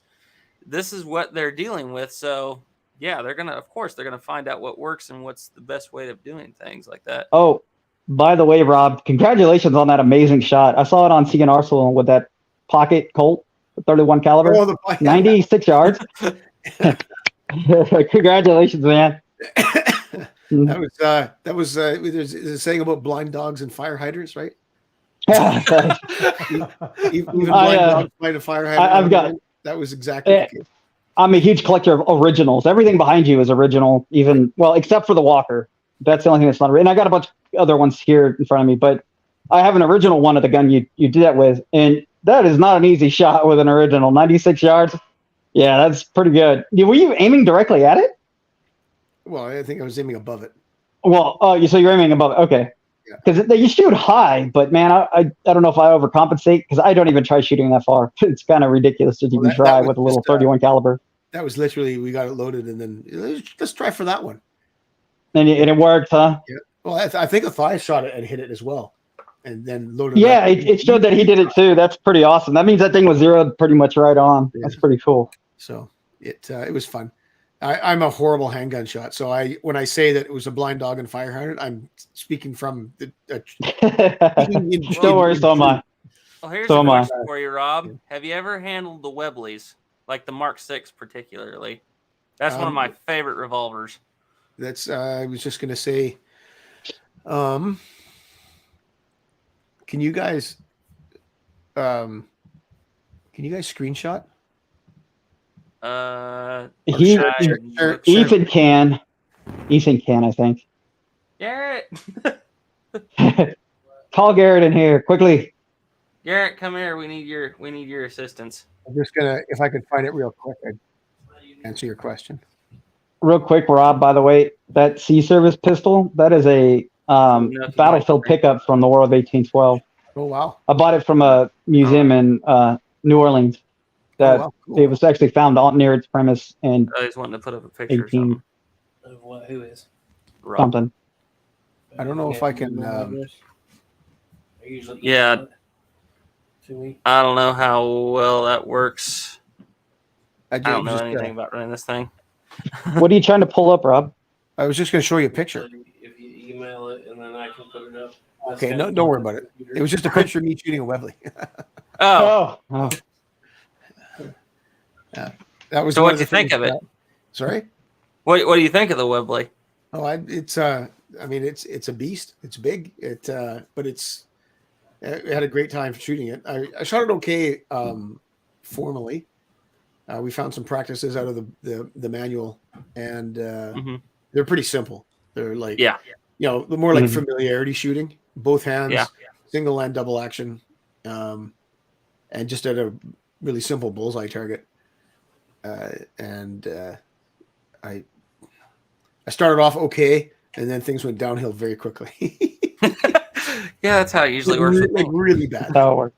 Yeah, and which is funny because I have shot more modern stuff, in what you might call more modern techniques, like two-handed stuff, and I shot reasonably well with a bit of practice. But I'm completely out of practice, and that was a number of years ago. And shooting one-handed with a Webley is a little bit different. So, although I was trying to remember all the tenets of shooting revolvers, it obviously didn't manifest itself in some expert shooting. That's for sure. You can always tell when somebody gets mad, especially if they're a historical shooter. You'll see them grab both hands. So they're not hitting the target. Yeah, that's how you can always tell when somebody historically shooting gets mad. Yeah. The Webley stuff is all pretty simple, formal, like one hand, this stuff, right? Yeah. And that's that old school Colt style shooting too. The Enfield stuff, like the World War II revolver shooting, is funny enough. There's prone shooting supported. Yeah, nice. Modern military does that. Yeah, so you're lying on the ground behind a sandbag with your revolver. Yep. And then most of it actually, apart from the very first couple of practices, everything else is done like James Bond style. So if you think of the opening of a James Bond movie where he walks in the rifling of the gun and then he turns and shoots like from the hip or like kind of from the chest. Yep. That's exactly the way that all the shooting's done. So nothing's using the sight, not even looking up, raising it. Point firing. Yep. That's how it's sort of done between the belly and the chest. So that took a bit of getting used to as well. I know the FBI in the 70s. It actually works pretty good at close range. Yeah, it does close range. We did that same kind of stuff when I went through for Beretta, shooting Berettas back when I was in the Army. They had point shooting and then distance shooting and prone, supported, unsupported, all that stuff. Right. Well, they just switched the pistol. I mean, I say just switched. They switched it a few years ago. Yeah, they did it a while ago. It's like you were saying, Rob, that they made the switch in 2018, but Like the unit I'm in right now, we just now got them here a few months ago. Right. The new pistols, and yeah, they've completely switched out the whole qualification. Now it's all fast. Some of it's from the hip. I will tell you this though: those new pistols, we put 4,000 rounds through them a piece, and we had rear sights falling off. We had triggers dead.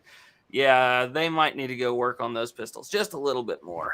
Yeah, what make are they? They're 6 Those hours. Sigs. M17s. Yeah. Rear sights falling off. It was they weren't doing too well.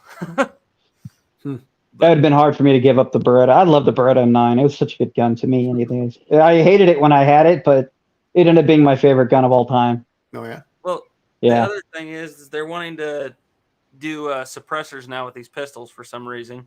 Ooh, fun. They have suppressor sights and standard sights. Well, the problem is these pistols they gave us, they had suppressor rear sights, standard front sights. So it was, it was really hard to hit with one of those things. Let's see here. Well, I think we're probably about ready to wrap her on up, guys. Yeah, I'm going to just try something here. Maybe not. Record this computer screen. We really need to sit down, Ethan, and play with this and see what we can actually do. We never really sit down earlier before these and see what we can actually do. Oh yeah. Yeah. With this. No, I was actually running trying to get a video made before this happened because I've literally, if you couldn't tell by the nice sunburn, been outside shooting this rifle. I noticed that earlier when you pulled your hat up. He was very well nice and tanned. It was a little warm. But we got a lot of rounds downrange with this old rifle. So, well, I say old, it's like literally 2 brand new. Old. Yeah, brand new.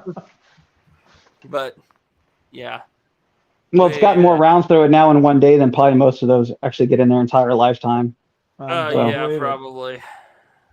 There's one target I'm not too proud of that may or may not have like 50 holes in it all over the place. But you're right. I tried this out there at 350 yards. Man, I was sitting there and I was holding 4 feet over the target. And it didn't matter how much it seemed like I was raising up over the target. I always seemed to hit right below it. And what kind of load do you fire with that? So I found the best load is a 49 caliber ball and a 90 grain powder charge of 2F. Yeah, so it's not too bad. Let's see here. Well, I don't know, Rob, if in where you live, if you can make your black powder legally, but holy cow, if you can actually make it, you can make it just as good as well, Swiss is hard to make, but if you shoot GoX, follow Jake's instructions, and you can easily make black powder as good as GoX all day long. I'd say something I've been interested in it, but never had the time really to sit down and get it all set up. And it is a time consuming, especially when you go into corning and stuff. But it's tedious. There's no doubt about Brett's it. done a lot of experimentation, and that's who I've predominantly talked to about it. And he follows things pretty to a high standard, I guess. In terms of like pressing the cake, to a certain PSI and all that kind of stuff. Pretty amazing how good you can make that stuff from home. And it's cheap compared to buying glaze it as well. What's that? Are you able to glaze it? Oh yeah. Yeah. Mm-hmm. That's what I was just talking to Jake here. I've been kind of looking into, because like I said, talking a lot about that pattern 1776 rifle. And I'm sure you're aware, they talk about in the book the extra fine double strength glazed powder. And the best I could find the information on that was a book that Duke Frazier sent me there. See if I can pull it up here, because I had downloaded it on my phone because that was the cheapest way to do it. Let's see, I'll pull it up here. But what I found is basically extra fine is 2F powder, and the double strength is double corned, and then obviously glazed. So it's a 2F double corned powder that's been glazed, and I think that's what I'm going to run in that rifle. I think it's 86 grains is what they say that he thought they would have used. I'm trying to find the name of that book. But yeah, I will. There it is. Yeah, it makes shooting extremely inexpensive compared to what it would normally be. Yeah, is the chemistry of powder and explosives by Davis. So they kind of went into a little bit of that. So I'm pretty excited about making that. Well, especially if you can make it cheaper, right? Yeah, Way exactly. cheaper. Oh yeah, Way cheaper. What kind of charcoal then? What kind of wood? So the wood I'm going to go with for that powder, because what I'm finding, mostly British woods are going to be for charcoal is either beech. I found a couple of sources on that, or the good old standby of willow, which we've got a lot of willow down here. It grows down on the river. And we found actually we'll take the, and I don't know, Jake, if you ever experimented with this, but the willow we're using is kind of rotten, kind of punky. It's older willow. It seems that to makes work better powder. Yeah, it seems to work better. You bet. So more porous, I guess. I'd assume. But what's the name of that? The stuff that makes the very best stuff, Jake? I can't think of the name right now. Alder buckthorn. Yeah. That was another one that they mentioned in another source I was reading that some British powders were made out of was alder wood. That stuff's pretty good. Apparently, it's the best. It supposedly makes more gas than any other wood. It makes the most powerful powder that I've ever made. Yeah. Now, Jake, I'm sure you've experimented with it before, but I just got myself a bunch of wild grapevine. Yeah, how does that work? Grapevine works Pretty well good? too. It's about the same as willow. Yeah. Okay. What we're working on now? My brother told me not to tell anybody, but I'll tell you guys. Yeah. We're going to build what they call an edge runner mill, because that's how Swiss makes their powder, and that's how, in that book I read of Brett's, that's how the British made their stuff. And what it is if you Google like a wet pan mill or something, like you'll see stuff that they use for like mining gold, but it's like a trough or a pan with these big rollers, and they spin slowly and just roll on it. So it basically like folds it and rolls it over on itself, and it's done wet. Not really wet, just a little wet. Little wet. Yeah. Huh. And that as soon as I saw that, as soon as I saw that, I thought, man, that's the way to go, because you don't have any way of getting any contaminant in there, like lead or brass or whatever it is you're using in your ball mill. Right. That might be the answer. That might be the answer to finally make good stuff. It's just the problem's going to be moving those 3-ton stone wheels into the living room. Well, ours is going to be like hobby size. Quarter-ton wheels. Quarter-ton. Tell you this, making your own black powder is pretty nice, because just through this rifle alone today, I ran through a horn and a half. So over a pound of powder in just a rifle. Duke wants to know if you ever tried cottonwood, Jake. What's that? Duke wants to know if you ever tried cottonwood charcoal.